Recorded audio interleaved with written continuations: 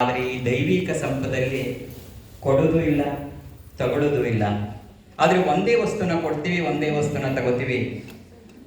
ಅದೇ ನಿರ್ಮಲವಾದ, ನಿಷ್ಕಲ್ಮಶವಾದಂಥ, ಪವಿತ್ರವಾದಂಥ ಪ್ರೇಮ. ಹಾಗಾಗಿ ನಿನ್ನ ನಾನು ಮಗಳೇ ಅಂತ ಕರೀತಕ್ಕಂಥದ್ದು, ನೀನು ಕೂಡ ಅಪ್ಪಾಜಿ ಅಂತಕ್ಕಂಥದ್ದು ಆ ದೇಹ ಭಾವವನ್ನು ಮೀರಿ ನಿರ್ಮಲವಾದ, ನಿಷ್ಕಳಂಕವಾದಂತಹ ಪ್ರೇಮ ರೂಪವನ್ನು ತಾಳಿ ನೀನು ಅಪ್ಪಾಜಿ ಅಂತೀನಿ, ನನ್ನ ಮಗಳೇ ಅಂತೆ. ಇಲ್ಲಿ ದೇಹ ಭಾವವನ್ನು ಮರ್ತಿರೋದ್ರಿಂದ ನಿನ್ನ ದೇಹಕ್ಕೆ ಎಷ್ಟು ವಯಸ್ಸಾಗಿದೆ ಅನ್ನೋದು ಮುಖ್ಯವೇ ಆಗಲ್ಲ. ನನಗೆ 8 ವರ್ಷದ ಮಗಳು ಇದ್ದಾಳೆ, 80 ವರ್ಷದ ಮಗಳೂ ಇದ್ದಾಳೆ. ದೇಹವನ್ನು ಮೀರಿ ಆ ಒಂದು ಪವಿತ್ರತೆಯಲ್ಲಿ ಭಗವತಿ ಕರುಣಿಸ್ತಾ ಇರೋದ್ರಿಂದ ಅದು ಹಾಗಿದೆ. ನಿಜವಾದ ಆನಂದವನ್ನು ನಾವು ಅನುಭವಿಸ್ಬೇಕಾದ್ರೆ ಅದು ಈ ಕೇವಲ ದೈವಿಕ ಸಂಬಂಧದಿಂದ ಮಾತ್ರವೇ. ಭಗವಂತನ ಜೊತೆ ಬೆಳೆಸ್ಕೋಬೇಕಾದ್ರೂ ನಾವು ಆ ದೈವಿಕ ಸಂಬಂಧವನ್ನೇ. ಹಾಗಾಗಿ ಕಳೆದ 1 ವರ್ಷದಲ್ಲಿ ಲಲಿತಾ ಸಹಸ್ರನಾಮ ಹೆಸರಿನಲ್ಲಿ ಪ್ರಾರಂಭವಾದಂಥ ಗ್ರೂಪ್ಗಳು ಈಗ 1 ಲಕ್ಷವನ್ನು ಮೀರಿ ದಾಟಿ ಹೋಗ್ಬಿಟ್ಟಿದೆ 1 ವರ್ಷದಲ್ಲಿ. ಅಪ್ಪಾಜಿ ಇಷ್ಟೆಲ್ಲ ನಡೀತಲ್ಲ, ನೀವೇನು ಮಾಡ್ತಿದ್ದೀರಿ ಅಂದರೆ ನಮ್ಮದೊಂದು ದೊಡ್ಡ ಆಶ್ರಮ, ಬೇಕಾದಷ್ಟು ಜನ ಇದ್ದಾರೆ ಅಂತ ತಿಳ್ಕೊಂಡಿದ್ರೆ ತಪ್ಪು. ನಮ್ಮದೊಂದು ಪುಟ್ಟ ಆಶ್ರಮ, ಅದರಲ್ಲಿರೋನು ನಾನೊಬ್ಬನೇ, ನನ್ನ ಜೊತೆಗೆ ಜಗನ್ಮಾತೆ. ನೀನು ಅಕಸ್ಮಾತ್ ನಮ್ಮ ಆಶ್ರಮಕ್ಕೆ ಬಂದರೆ ನಿನಗೆ ಬರುವಾಗ ಜಮಖಾನ ಹಾಸೋನು ನಾನೇ, ನೀನು ಹೋದ್ಮೇಲೆ ಜಮಖಾನ ಕೊಡವಿ ಮಡಿಸಿಡೋನು ನಾನೇ. ಹಾಗಾದರೆ ಇಷ್ಟೆಲ್ಲ ಹೇಗೆ ನಡೀತು? ಏನು ಲಲಿತಾ ಸಹಸ್ರನಾಮ ಹೊಸದಲ್ಲ. ಮೊನ್ನೆ ಕೂಡ ಕನ್ನಡ ಬರದೇ ಇರೋರಿಗೆ ಅಂತ ಇಂಗ್ಲಿಷ್ ಗ್ರೂಪ್ ಮಾಡಿದಾಗ 1,500 ಜನ ಸೇರಿದ್ರು. ಏಕೆ ಹೀಗಾಗ್ತಿದೆ ಅಂತಂದ್ರೆ, 1 ವರ್ಷದಲ್ಲಿ ಅವರು ಏನೇನು ಅನ್ಕೋತಾರೆ ಅದು ನಡೆದು ಹೋಗ್ತಾ ಇದೆ. 1-2 ಘಟನೆ ನಡೆದಿದ್ರೆ ಅದನ್ನ ಪವಾಡ ಅಂತ ಕಳೆದ್ಬಿಡ್ಬೋದಿತ್ತು. ಆದರೆ 100 ನಡೆದಿದ್ರು ಏನಾದ್ರು ಹೇಳ್ಬಿಡ್ಬೋದಿತ್ತು. ಸಾವಿರಾರು ಜನಕ್ಕೆ ಅದು ನಡೀತಾ ಹೋಗ್ತಾ ಇದೆ. ಅದು ಭಗವತಿಯ ಲೀಲಾ ವಿಲಾಸ. ಅವಳು ತೋರಿಸ್ತಾ ಇದ್ದಾಳೆ, ನನ್ನ ವಿಲಾಸವನ್ನು ನೋಡು ಅಂತೇಳಿ. ಯಾವುದನ್ನು ನಾವು ಊಹೆ ಮಾಡ್ಕೊಳ್ಳೋಕ್ಕೂ ಸಾಧ್ಯವಿಲ್ಲ ಅಂತಹ ಘಟನೆಗಳನ್ನೆಲ್ಲ ನಡೆಸಿ ತೋರಿಸ್ತಾ ಇದ್ದಾಳೆ.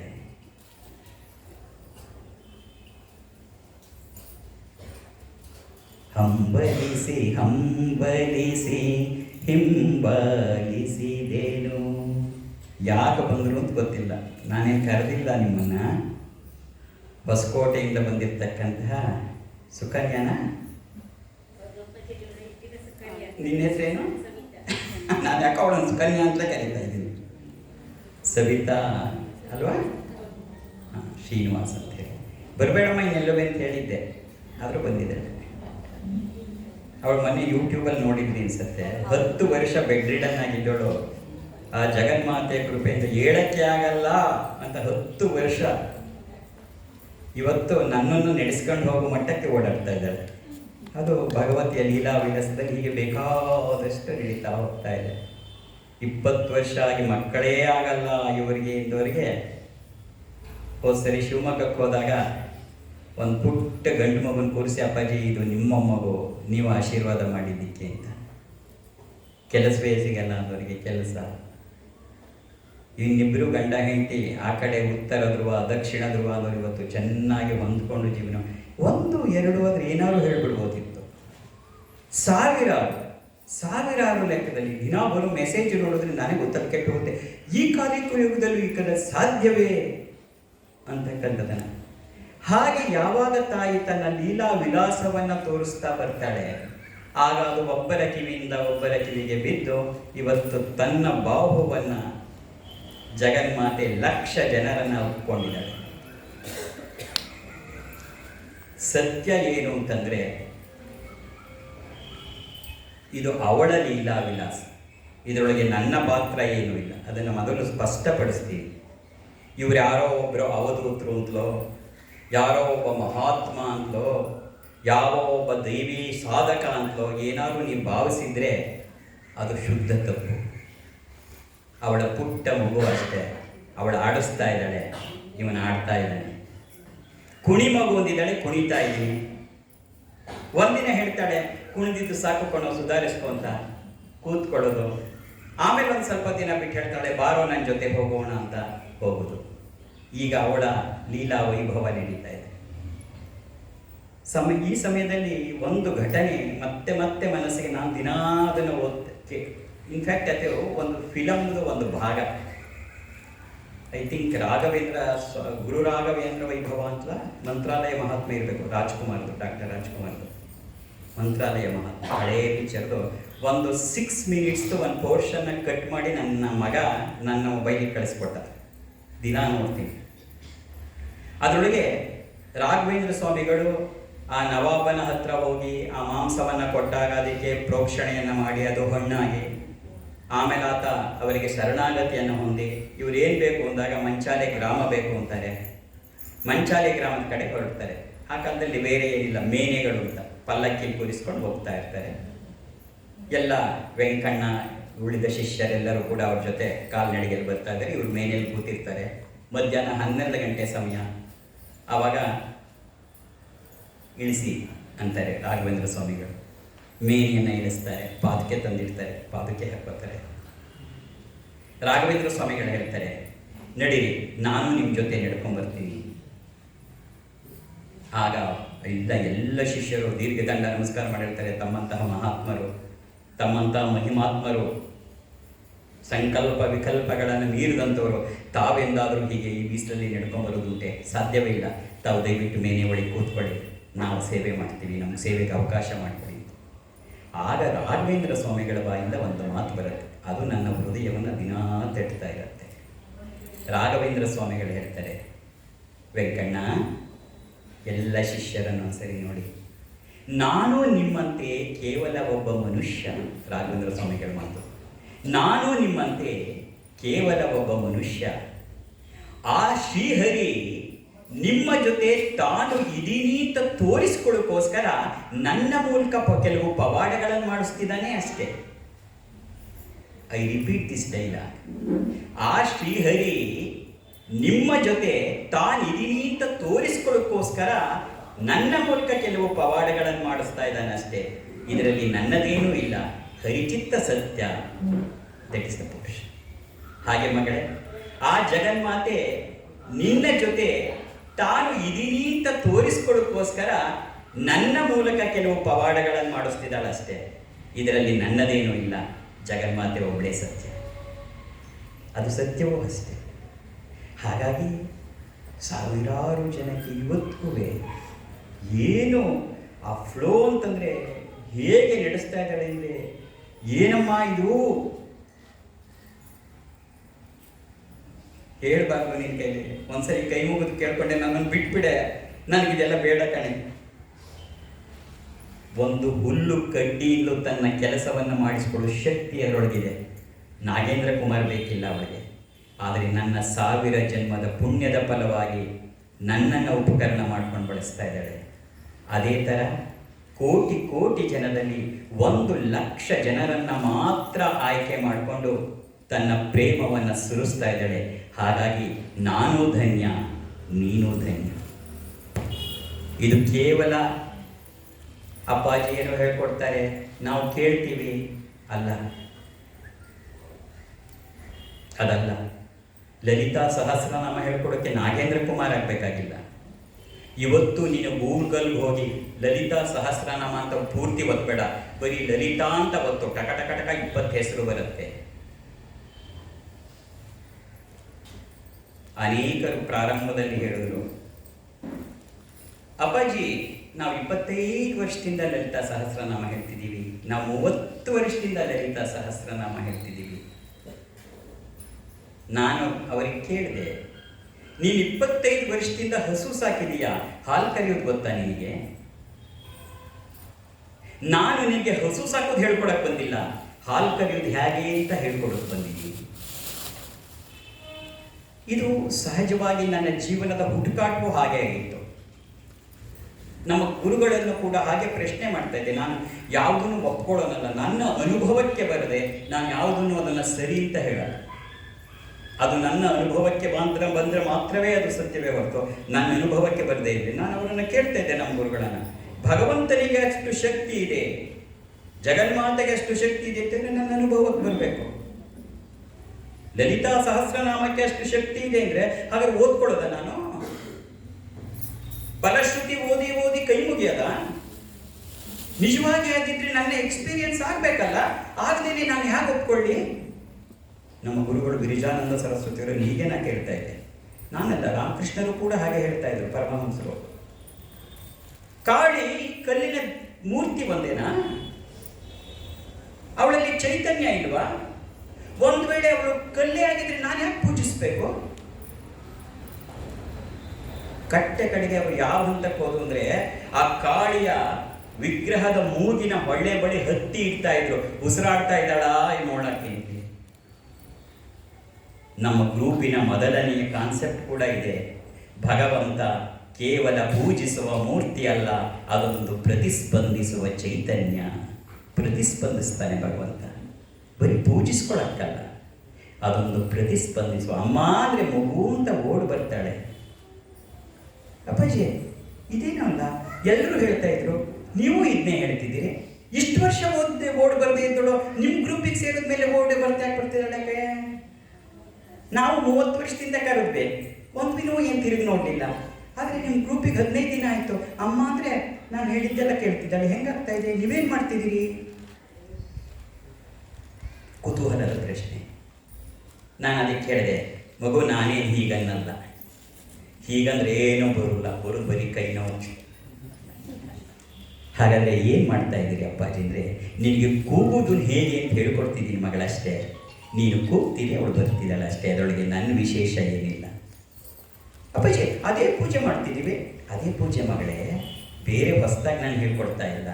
ಆದರೆ ನೀನು ಅದರಲ್ಲಿ ಮುಖ್ಯವಾದ ಒಂದು ಮರೆತು ಬಿಟ್ಟಿದ್ದೆ, ಅದನ್ನು ನೀನು ನೆನಪು ಮಾಡಿಕೊಟ್ಟಿದ್ದೆ.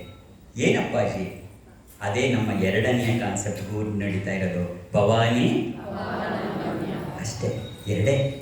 ಒಂದು, ಭಗವಂತ ಕೇವಲ ಪೂಜಿಸುವ ಮೂರ್ತಿಯಲ್ಲ, ಅದೊಂದು ಪ್ರತಿಸ್ಪಂದಿಸುವ ಚೈತನ್ಯ.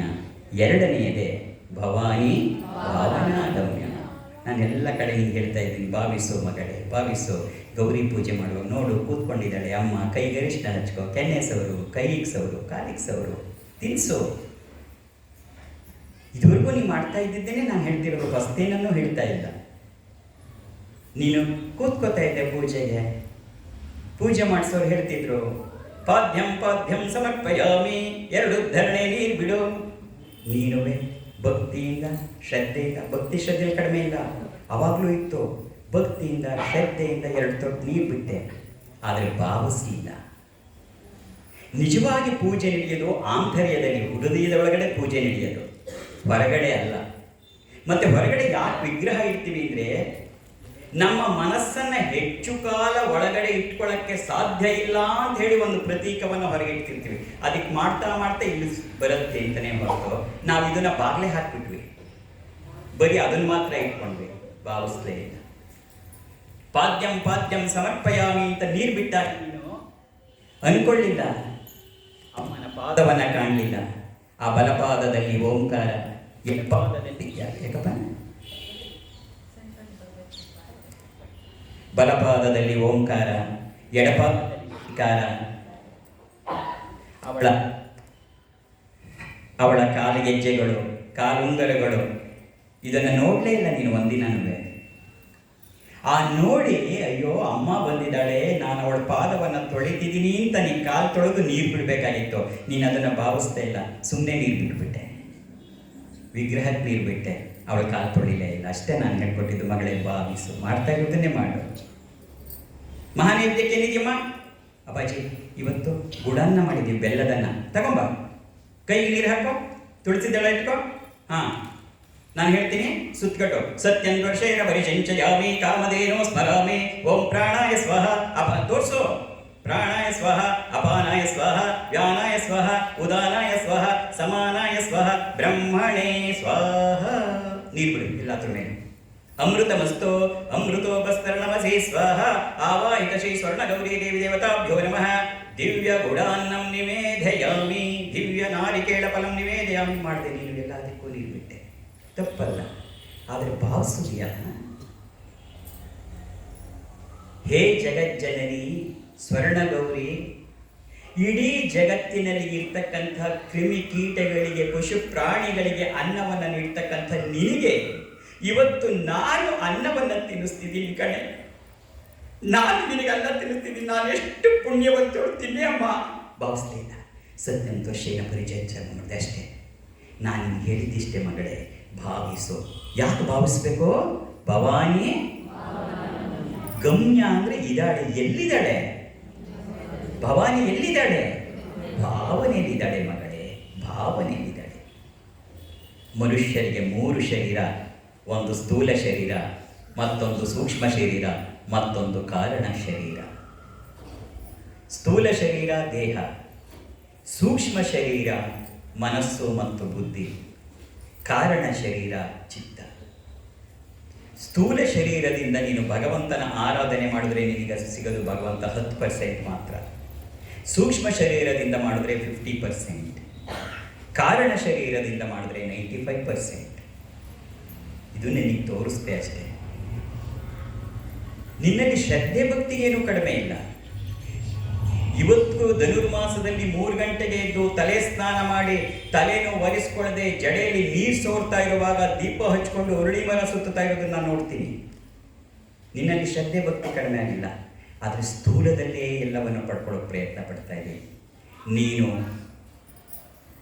ಒಂದು ಲಾರಿ ಹೂ ತರಿಸಿ ಡೆಕೋರೇಷನ್ಸ್ ಮಾಡಬಹುದು, ತಿಂಗಟ್ಟಲೆ ತುಪ್ಪವನ್ನು ತರಿಸಿ ಹವನ ಹೋಮಗಳನ್ನೇ ಮಾಡಬಹುದು. ಭಗವಂತ ಒಲಿಯಲ್ಲ ಅಂತಲ್ಲ, ಸಿಗ ರಿಸಲ್ಟ್ ಮಾತ್ರ 10%. ಬಿಕಾಸ್ ಸ್ಥೂಲಕ್ಕೆ ಭಗವಂತ ಕೊಡ್ತಾ ಇರೋದು 10% ಮಾತ್ರ. ಸ್ಥೂಲ ಬೇಡ ಅಂತಲ್ಲ, ನೀ ಪೂಜೆ ಮಾಡಬೇಡ ಅಂತಲ್ಲ, ಮಾಡು, ಭಾವಿಸಿ ಮಾಡಬೇಕು. ಪ್ರತಿಯೊಂದು ಎಲಿವೇಟ್ ಆಗ್ತಾ ಹೋಗಬೇಕು ಅಂತ ನೀನು ಹೇಳ್ಕೊಡ್ತಿರೋದಷ್ಟೇ. ನೀನು ಯಾವುದನ್ನು ಬಿಟ್ಬಿಡು ನಾಳೆಯಿಂದ ಅಂತಲ್ಲ, ಪೂಜೆ ಮಾಡು, ಭಾವಿಸು. ಇದನ್ನ ಹೇಳ್ತೀನಿ, ನೀವು ಪೂಜೆ ಬಿಡು ಅಂತ ನಾನು ಹೇಳ್ತೀನಿ. ತಪ್ಪರ್ಥ ಮಾಡ್ಕೊಡೆ. ಅಪ್ಪಾಜಿ ಹೋಗಿದ್ರು, ಪೂಜೆ ಏನು ಬೇಡವಂತೆ, ಬರೀ ಭಾವಿಸಿದ್ರೆ ಸಾಕಂತೆ. ಅಲ್ಲ, ಪೂಜೆನೇ ಮಾಡಿದೆ, ಭಾವಿಸಕ್ಕೆ ಯಾಕೆ ಭಾವಿಸ್ತೀಯ? ಒಂದು ಹಂತ ಬರುತ್ತೆ, ಪೂಜೆನೇ ಮಾಡದೆ ಭಾವಿಸೋ ಹಂತ ಬರುತ್ತೆ. ಅಲ್ಲಿವರೆಗೆ ನೀವು ಪೂಜೆ ಮಾಡಲೇಬೇಕು. ಸೂಕ್ಷ್ಮ ಶರೀರ ಅಂದರೆ ಜಪ ಧ್ಯಾನ. ವಿಶೇಷವಾಗಿ ಶ್ರೀಕೃಷ್ಣ ಪರಮಾತ್ಮ ಹೇಳ್ತಾನೆ ವಿಭೂತಿ ಯೋಗದಲ್ಲಿ ನಾನು ಎಲ್ಲೆಲ್ಲಿದ್ದೀನಿ ಅಂದರೆ ಜಪಯಜ್ಞದಲ್ಲಿ ನಾನಿದ್ದೀನಿ. ಜಪ ಅತ್ಯಂತ ಶ್ರೇಷ್ಠವಾದದ್ದು. ಓಂ ಹ್ರೀಂ ಪರಾಶಕ್ತೈ ನಮಃ, ಓಂ ಹ್ರೀಂ ಶಕ್ತೈ ನಮಃ. ನೀವು ಮಾಡ್ತಾ ಹೋದರೆ ಆ ಪರಾಶಕ್ತಿ ಉದ್ಭವ ಆಗ್ಬಿಡ್ತಾಳೆ ಜಪಕ್ಕೆ ಅಷ್ಟು. ಅದರ ಸೂಕ್ಷ್ಮ ಶರೀರದಲ್ಲಿ ಸಿಗೋಂಥ ರಿಸಲ್ಟು 50%. ಮತ್ತು ಕಾರಣ ಶರೀರ ಅಂದರೆ ಅದೇ ಭಾವನೆ. ಭಾವಿಸ್ತಾ ಭಾವಿಸ್ತಾ ಭಾವಿಸ್ತಾ ಮಾಡಿದೆ ಅದೇ 95%. ಭವಾನಿ ಭಾವನಾ ಗಮ್ಯ. ಅಪ್ಪಾಜಿ ಇದೆಲ್ಲ ಚೆನ್ನಾಗಿದೆ, ಆದರೆ ಭಾವಿಸೋದು ಅಂದ್ರೆ ಏನು? 95% ತಗೋಬೇಕು, ನನಗೂ ಆಸೆ. ಆದರೆ ಭಾವಿಸೋದು ಅಂದ್ರೆ ಏನು? ನನ್ನ ಗುರುಗಳಾದಂತಹ ಪರಮ ಪೂಜ್ಯ ಶ್ರೀ ವಿರಜಾನಂದ ಸರಸ್ವತಿ ಮಹಾರಾಜರು ನನಗೆ ಅರೆದು ಕುಡಿಸಿದ್ದು 3 ಜನನ. ಒಂದು ರಾಮಕೃಷ್ಣ ಪರಮಹಂಸರು, ಮತ್ತೊಂದು ಶ್ರೀಮಾತೆ ಶಾರದಾದೇವಿ, ಮತ್ತೊಬ್ಬರು ವಿವೇಕಾನಂದರು. ಇವರನ್ನು ಬಿಟ್ಟು ನನಗೇನು ಗೊತ್ತಿಲ್ಲ. ನನ್ನ ಬಾಯಿಂದ ಇವತ್ತೇನು ಬರುತ್ತೆ ಅದು ಯಾವುದೂ ನಂದಲ್ಲ. 200 ವರ್ಷಗಳ ಹಿಂದೆ ಪರಮಹಂಸ ರಾಮಕೃಷ್ಣರು ಜಗತ್ತಿಗೆ ಏನು ಹೇಳಿದ್ನೋ ಅದು ಇವತ್ತು ನಿನಗೆ ಅರ್ಥ ಆಗೋ ಹಾಗೆ ಅದೇ ಮಾತು ಹೇಳ್ತಿದ್ದೀನಿ. ಆದರೆ ನಿನಗೆ ಅರ್ಥ ಆಗೋ ಹಾಗೆ ಹೇಳ್ತಾ ಇದ್ದೀನಿ ಅಷ್ಟೇ. ಅವರು ಅದನ್ನೇ ಹೇಳಿದ್ರು. ಅವರು ಹೇಳಿದ್ದೇನು? ಮಾನವ ಸಹಜವಾದ ಪ್ರೇಮದ ಮೂಲಕವೇ ಭಗವಂತನನ್ನು ಕಾಣಲು ಸಾಧ್ಯ. ಭಗವಂತನನ್ನು ಕಾಣಬೇಕಾದ್ರೆ ಏನು ಮಾಡಬೇಕು? ನಾನು ಏನೇನೋ ಮಾಡ್ತಿದ್ದೀನಿ, ಅದು ಏನೇನೋ ಮಾಡೋದಲ್ಲ ಮಗು. ಏನು ಮಾಡಬೇಕು? ಮಾನವ ಸಹಜವಾದ ಪ್ರೇಮ. ನಾವು ಪ್ರೇಮ ಮಾಡ್ತೀವಿ, ಭಗವಂತನ ಪ್ರೇಮ ಮಾಡಲ್ಲ ಅಂತಲ್ಲ. ಅದು ಭಯದ ಪ್ರೇಮ. ಅಯ್ಯೋ ಅಯ್ಯೋ ಗಣಪತಿ ಏನು ಅನ್ಕೊಂಬಿಟ್ರೆ, ಅಯ್ಯೋ ಶನೀಶ್ವರ ಏನು ಅನ್ಕೊಂಬಿಟ್ರೆ, ಅಯ್ಯೋ ರಾಮ, ಅಯ್ಯೋ ರಾಮ ರಾಮ. ಭಯದ ಪ್ರೇಮ ಅಲ್ಲ. ಭಯ ಯಾಕೆ ಬರ್ತಿದೆ? ಮಾನವ ಸಹಜವಾದ ಪ್ರೇಮ ಇಲ್ಲ ಅಲ್ಲಿ, ಭಯದ ಪ್ರೇಮ ಇದೆ. ಮಾನವ ಸಹಜವಾದಂಥ ಪ್ರೇಮ. ತಾಯಿ ಮಗುವನ್ನು ಪ್ರೀತಿಸ್ತಾಳೆ, ಮಗು ತಾಯಿಯನ್ನು ಪ್ರೀತಿಸ್ತಾಳೆ, ಅಲ್ಲಿ ಭಯ ಇಲ್ಲ. ಅಲ್ಲಿ ಬರೀ ಉಳಿದಿರೋದು ಪ್ರೇಮ. ಅಲ್ಲಿಗೆ ಬಾ ಮಗು. ಮಾನವ ಸಹಜವಾದ ಪ್ರೇಮದ ಮೂಲಕವೇ ಭಗವಂತನನ್ನು ಕಾಣಲು ಸಾಧ್ಯ ಅಂತ ಪರಮಾತ್ಮ ಹೇಳಿದರು. ಇದೆಲ್ಲ ಚೆನ್ನಾಗಿದೆ ಅಪ್ಪಾಜಿ ಥಿಯರಿ, ಅದು ಪ್ರಾಕ್ಟಿಕಲ್ ಆಗಿ ನಾವೇನು ಮಾಡಬೇಕು ಅಂತ ಇದನ್ನು ರಾಮಕೃಷ್ಣರೇ ಹೇಳಿದರು. ಒಂದು ದಿನ ಅವರು ತಮ್ಮ ನಹಬತ್ ಖಾನೆಯಲ್ಲಿ ದಕ್ಷಿಣೇಶ್ವರದಲ್ಲಿ ಚಿಕ್ಕ ಮಂಚದ ಮೇಲೆ ಕೂತಿದ್ದಾರೆ. ಆಗ ಒಬ್ಬ 50 ವರ್ಷದ ಮಹಿಳೆ ಅವರ ಬಳಿಗೆ ಬರ್ತಾಳೆ. ಕಂಕಳಲ್ಲೊಂದು 3 ವರ್ಷದ ಮಗು ಇದೆ. ಬಂದು ರಾಮಕೃಷ್ಣ ಪರಮಹಂಸರಿಗೆ ನಮಸ್ಕಾರ ಮಾಡ ಮಗುವಿಗೆ ಹೇಳ್ತಾಳೆ, ಮಹಾರಾಜ್, ಈ ಅಪ್ಪ ಅಮ್ಮ ಇವರ ಅಪ್ಪ ಅಮ್ಮ ಈ ಮಗುನ ನನ್ನ ಹತ್ರ ಬಿಟ್ಬಿಟ್ಟು ಅವ್ರು ಹೊರಟೋಗಿದ್ದಾರೆ ಕೆಲಸಕ್ಕೆ ಅಂತ, ಬಿಹಾರ್ ಹೊರಟೋಗಿದ್ದಾರೆ. ನಾನಿಲ್ಲಿ ಕಲ್ಕತ್ತಾದಲ್ಲಿದ್ದೀನಿ. ಈ ಮಗು ರಣಚಂಡಿ ಮಗು, ಯಾವಾಗಲೂ ಗಲಾಟೆ ಮಾಡುತ್ತೆ. ದಿನ ಬೆಳಗಾಗಿದ್ರೆ ನಾನು ಇದಕ್ಕೆ ಸ್ನಾನ ಮಾಡಿಸೋದು, ತಿಂಡಿ ತಿನ್ನಿಸೋದು, ಬಟ್ಟೆ ಹಾಕೋದು, ಅದ್ರ ಜೊತೆ ಆಟ ಆಡೋದು, ಅದಕ್ಕೆ ಊಟ ಮಾಡಿಸೋದು. ಇದು ಸರಿಯಾಗಿ ಊಟ ಮಾಡಲ್ಲ. ನಾನು ಚಂದ್ರನ್ ತೋರಿಸ್ಬೇಕು, ಆಕಾಶ ತೋರಿಸ್ಬೇಕು, ಹಕ್ಕಿ ತೋರಿಸ್ಬೇಕು, ಗುಡ್ಡ ತೋರಿಸಿ ಒಂದೊಂದಕ್ಕೆ ಬಾಯಿ ಗಿಡಿಬೇಕು. ಹೀಗೆ ನನ್ನ ಜನ್ಮವೆಲ್ಲ ಕಳೆದು ಹೋಗ್ತಿದೆ. ನಾನು ಭಗವಂತನ ಸ್ಮರಣೆಯನ್ನೇ ಮಾಡೋಕ್ಕಾಗ್ತಿಲ್ಲ. ಏನು ಮಾಡಲಿ ಮಹಾರಾಜ್, ನನ್ನ ಜನ್ಮ ವ್ಯರ್ಥವಾಗೋಯ್ತಾ? ನಮ್ಮೆಲ್ಲರ ಪ್ರಶ್ನೆನೂ ಕೂಡ ಇದೆ. ರಾಮಕೃಷ್ಣ ಹೇಳ್ತಾರೆ, ನಕ್ಬಿಟ್ಟು ಹೇಳ್ತಾರೆ, ಇಲ್ಲ, ವ್ಯರ್ಥ ಆಗಿಲ್ಲ, ಅದನ್ನು ಸದುಪಯೋಗ ಮಾಡ್ಕೊ. ಏನಿಲ್ಲ ಮಗು, ನೀನು ನಿನ್ನ ಮೊಮ್ಮಗುವಿಗೆ ಸ್ನಾನ ಮಾಡಿಸ್ತೀಯಲ್ವಾ? ಇದುವರೆಗೂ ಏನು ಅನ್ಕೋತಿದ್ದೆ, ನನ್ನ ಮೊಮ್ಮಗುವಿಗೆ ಸ್ನಾನ ಮಾಡಿಸ್ಕೋತೀನಿ ಅಂತಿದ್ಯಲ್ಲ, ಇನ್ಮೇಲೆ ಹಾಗೆ ಅನ್ಕೋಬೇಡ. ಅದಕ್ಕೆ ಸ್ನಾನ ಮಾಡಿಸು. ಆದರೆ ಸ್ನಾನ ಮಾಡಿಸುವಾಗ ಅನ್ನು, ಹೇ ಕೃಷ್ಣ, ನಿನಗೆ ಸ್ನಾನವನ್ನು ಮಾಡಿಸ್ತಿದ್ದೀನಿ ಅಂತ ಅನ್ಕೋ. ಹೇ ಕೃಷ್ಣ, ನಿನಗೆ ಸ್ನಾನವನ್ನು ಮಾಡಿಸ್ತಿದ್ದೀನಿ ಅನ್ಕೋ. ಅದು ಕೃಷ್ಣನಿಗೆ ಅಭಿಷೇಕ ಆಗೋಯ್ತು. ನಿನ್ನ ಮೊಮ್ಮಗು ತಿನ್ನಿಸ್ತೀಯ ಅಲ್ವಾ? ಆ ತಿನ್ನಿಸುವಾಗ ನಿನ್ನ ಮೊಮ್ಮಗು ಅಂತ ಇದುವರೆಗೆ ಅನ್ಕೋತಿದ್ದೆ, ನಾಳೆಯಿಂದ ಹೇ ಕೃಷ್ಣ ನಿನಗೆ ತಿನ್ನಿಸ್ತಿದ್ದೀನಿ, ನೀನು ನೈವೇದ್ಯ ಆಗ್ಬಿಡತ್ತೆ. ಮಗು ಜೊತೆ ಆಟ ಆಡ್ತೀಯಲ್ವಾ?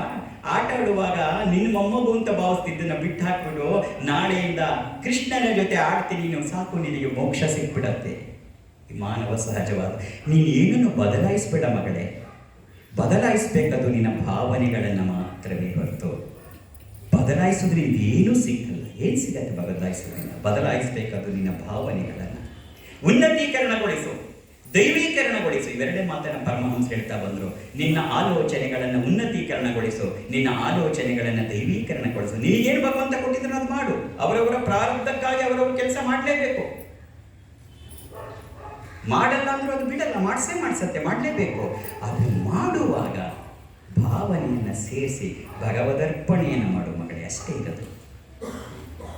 ಇದು ರಾಮಕೃಷ್ಣರು ಹೇಳಿದಂಥ ಮಾತು.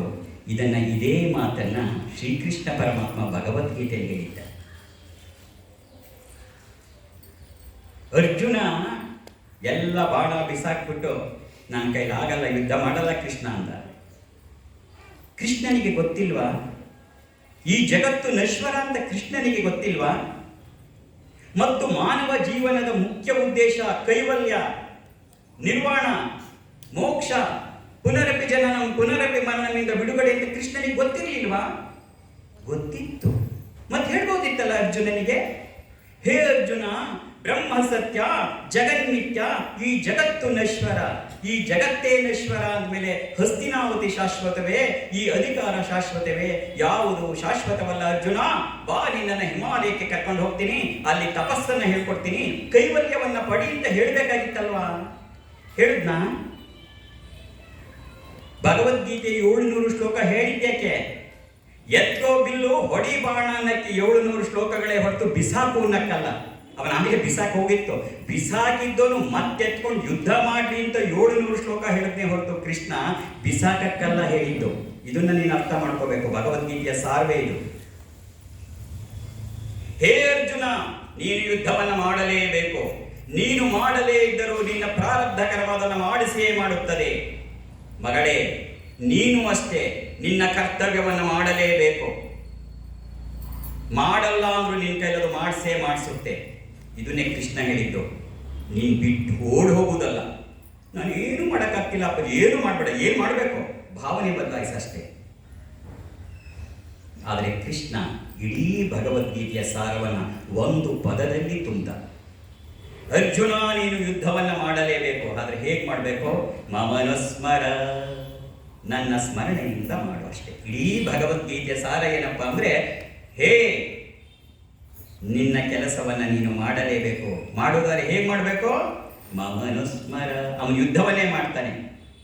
ನೀ ಮನೆಯಲ್ಲೂ ಯುದ್ಧ ಮಾಡು, ಮಕ್ಕಳ ಜೊತೆ ಮಾಡು, ಗಂಡನ ಜೊತೆ ಮಾಡು, ಪಾತ್ರೆ ತೊಳಿ, ನಿನಗೆ ಏನೇನು ಬಂದಿದೆ ಅದನ್ನು ನೀವು ಮಾಡಲೇಬೇಕು.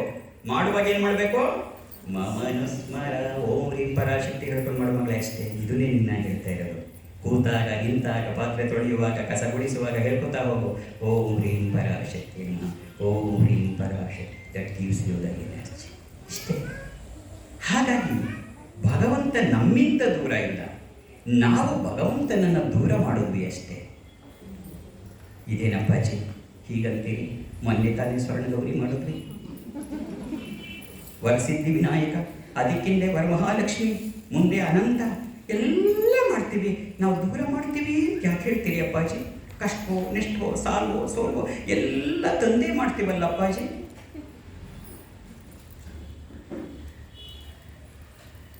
ಹೌದು ಮಗನೇ, ಎಲ್ಲವನ್ನ ಕಷ್ಟವೋ ನಷ್ಟವೋ ಸಾಲ್ವೋ ಸೋಲ್ವೋ ತಂದು ಮಾಡ್ತಾ ಇದೀಯ. ಆದರೆ ಏನು ಮಾಡಬೇಕು ಅದನ್ನು ಮಾಡ್ತಾ ಇಲ್ಲ. ಅದೇ ಭವಾನಿ ಭಾವನಾಗಮ್ಯ. ಭಾವಿಸ್ತಾ ಇಲ್ಲ. ಆ ಭಾವಿಸ್ತೇ ಇದ್ದಾಗ ಮಿಕ್ಕಿದೆಲ್ಲವೂ ವ್ಯಕ್ತವಾಗಿ ಹೋಗುತ್ತೆ ಮಗಳೇ. ಇದನ್ನೇ ನನ್ನ ಗ್ರೂಪಲ್ಲಿ ನಿಮಗೆ ಹೇಳ್ಕೊಡ್ತಿರೋದು.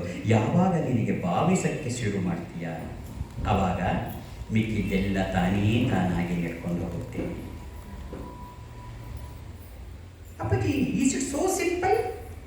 S my child. ಏನಾದರೂ ಲಾಜಿಕಲ್ ಕನ್ಕ್ಲೂಷನ್ ಇದೆಯಾ ಇದಕ್ಕೆ? ಅಥವಾ ನಿಮ್ಮ ಭಾವನೆನಾ, ನಿಮ್ಮ ಊಹೆನಾ? ಅಲ್ಲ. ಮೂಲಾಧಾರೈಕ ನಿಲಯ ಬ್ರಹ್ಮಗ್ರಂಥಿ ವಿಭೇದಿನಿ, ಮಣಿಪೂರಾಂತರುದಿತ ವಿಷ್ಣುಗ್ರಂಥಿ ವಿಭೇದಿನಿ, ಆಜ್ಞಾಚಕ್ರಾಂತರಾಲಸ್ಥ ರುದ್ರಗ್ರಂಥಿ ವಿಭೇದಿನಿ. ಮೂಲಾಧಾರದಲ್ಲಿರ್ತಕ್ಕಂಥ ಕುಂಡಲಿನಿ ಶಕ್ತಿ, ಸ್ವಾದಿಷ್ಠಾನ ಅಂದರೆ ಲೈಂಗಿಕ ಅಂಗಗಳು ಅಲ್ಲಿರ್ತಕ್ಕಂಥದ್ದು. ಅವಾಗಿದ್ದಾಗ ಅಲ್ಲಿಗೆ ಬಂದಾಗ ಶಕ್ತಿ ಬರೀ ಕಾಮಕ್ರೋಧಗಳೇ ಮನಸ್ಸಲ್ಲಿ ತುಂಬಿರುತ್ತೆ. ಅಲ್ಲಿಂದ ಹೊರಟಂತಹ ಮೂಲಾಧಾರದಲ್ಲಿರ್ತಕ್ಕಂಥ ಕುಂಡಲಿನಿ ಶಕ್ತಿ ಹೊಕ್ಕಳಿನ ಬರಿ ಇರ್ತಕ್ಕಂಥ ಮಣಿಪೂರಕ್ಕೆ ಬರುತ್ತೆ. ಮಣಿಪೂರ ತಲುಪದ ಬೇಡ, ಮಣಿಪೂರದ ಹತ್ತಿರ ಬಂದ ತಕ್ಷಣ ಈ ಅನುಭವಗಳಾಗುತ್ತೆ. ಅಪ್ಪಾಜಿ, ನನ್ನ ಕನಸಲ್ಲಿ ಜಗನ್ಮಾತೆ ಬಂದಿದ್ಲು. ಅಪ್ಪಾಜಿ, ನಾನು ಪೂಜೆ ಮಾಡ್ತಾ ಇದ್ದೆ, ಹಿಂತಿರುಗಿ ನೋಡಿದೆ, ಅವಳೇ ಇದ್ದ ಕಾಣಿದ್ಲು. ಅಪ್ಪಾಜಿ, ನಾನು ಆರತಿ ಮಾಡ್ತಾ ಇದ್ದೆ, ಅಪ್ಪಾಜಿ, ಅವಳು ನಗ್ತಾ ನಿಂತಿದ್ದು. ಅಪ್ಪಾಜಿ ನನಗೇನಾದ್ರು ಹುಚ್ಚಿ ಹಿಡಿದಿದ್ಯಾ? ಅಪ್ಪಾಜಿ, ನನ್ನ ತಲೆ ಕೆಟ್ಟು ಹೋಗ್ತಾ ಇದೆ. ಅಪ್ಪಾಜಿ, ಇದು ನನ್ನ ಭ್ರಮೆನಾ? ಅಪ್ಪಾಜಿ, ಇದು ನನ್ನ ಕನಸ. ನಿನ್ನ ಭ್ರಮೆಯೂ ಅಲ್ಲ, ನಿನ್ನ ಕನಸು ಅಲ್ಲ, ಹುಚ್ಚು ಮೊದಲೇ ಅಲ್ಲ, ಇದು ನಿಜ. ಯಾಕೆ ಅಂದರೆ ಮೂಲಾಧಾರದಿಂದ ಹೊರಟಂಥ ಶಕ್ತಿ ಮಣಿಪೂರದ ಕಡೆಗೆ ಹೊರಟಾಗ ಎಲ್ಲರಿಗೂ ಆಗ್ತಕ್ಕಂಥ ಅನುಭವ ಮಗಳೇ ಇದು. ಅದರೊಳಗೆ ವಿಶೇಷ ಏನಿಲ್ಲ. ಇದನ್ನ ಯೋಗಿಗಳು ಹಿಮಾಲಯಕ್ಕೆ ಹೋಗಿ ತಪಸ್ಸನ್ನ ಮಾಡಿ, ಇಂದ್ರಿಯ ನಿಗ್ರಹವನ್ನ ಮಾಡಿ, ಏಕಾಗ್ರತೆಯನ್ನು ಸಾಧಿಸಿ ಮೂಲಾಧಾರದಲ್ಲಿರ್ತಕ್ಕಂಥ ಕುಂಡಲಿನಿ ಶಕ್ತಿಯನ್ನು ಜಾಗೃತಗೊಳಿಸಿ ಮೇಲ್ಮೇಲು ತಗೊಂಡು ಹೋಗ್ತಾರೆ.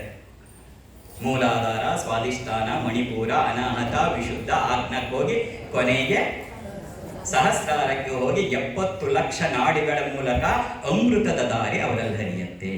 ಇದಿಷ್ಟು ಮಾಡಬೇಕಾದ್ರೆ ಕನಿಷ್ಠ 30 ವರ್ಷಗಳ ಸಾಧನೆ ಬೇಕು. ಆದರೆ ಕೇವಲ ಒಂದು ಲಲಿತಾ ಸಹಸ್ರನಾಮದಿಂದ ಇದನ್ನು ಸಾಧಿಸಬಹುದು. ಮೂಲಾಧಾರೈಕ ನಿಲಯ ಬ್ರಹ್ಮಗ್ರಂಥಿ ವಿಭೇದಿನಿ, ಮಣಿಪೂರಾಂತರುದಿತ ವಿಷ್ಣುಗ್ರಂಥಿ ವಿಭೇದಿನಿ, ಆಜ್ಞಾಚಕ್ರಾಂತರಾಲಸ್ಥ ರುದ್ರಗ್ರಂಥಿ ವಿಭೇದಿನಿ, ಸಹಸ್ರಾರಂಭುಜಾರೂಢ ಸುಧಾಸಾರಾ ವಿವರ್ಷಿಣಿ. ಒಂದೇನು ಗೊತ್ತ ಮಗಳೇ,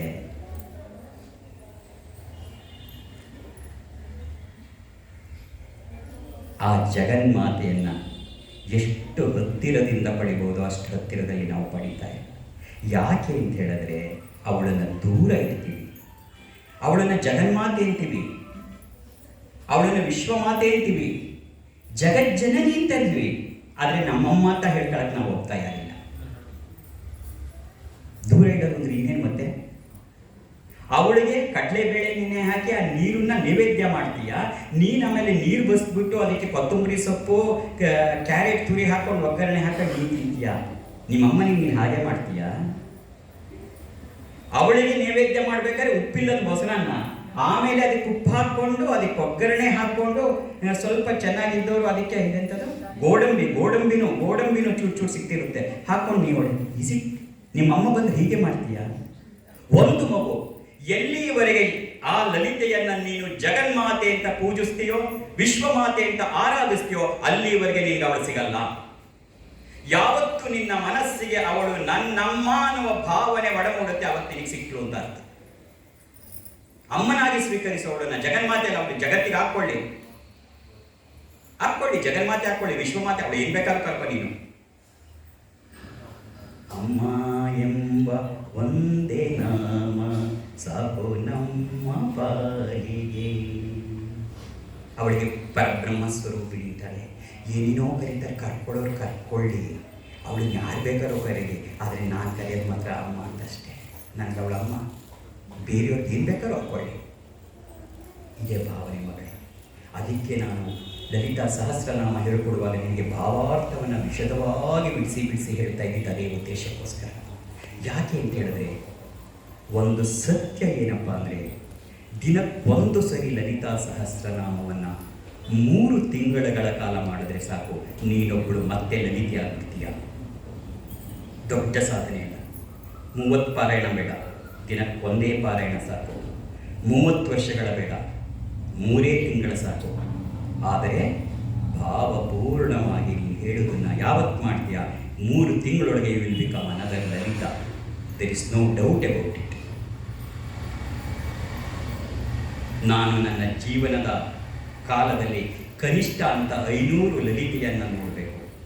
ಜಾಗೃತ ದೈವ ಇರ್ತಕ್ಕಂಥ 500 ಜನರನ್ನು ನೋಡಬೇಕು ಅಂತ ಅಪೇಕ್ಷೆ ಪಟ್ಟೆ. ತಾಯಿ 2000 ಜನನ್ನಾತರ ರೆಡಿ ಮಾಡ್ತಿದ್ದಾಳೆ ಸದ್ಯಕ್ಕೆ. ಇಲ್ಲೂ ಕೂತಿರೋರಲ್ಲಿ ಬಹಳಷ್ಟು ಜನ 80-90 ಭಾಗ ಆ ಭಾಗಕ್ಕೆ ಬಂದುಬಿಟ್ಟಿದ್ದಾರೆ. ನನಗೆ ಅದೇ ಸಂತೋಷ ಆಯ್ತು. ಅದಕ್ಕೆ ಬರುವ ಎಲ್ಲರನ್ನೂ ಒಂದ್ಸರಿ ನೋಡ್ಕೊಂಬಂದೆ.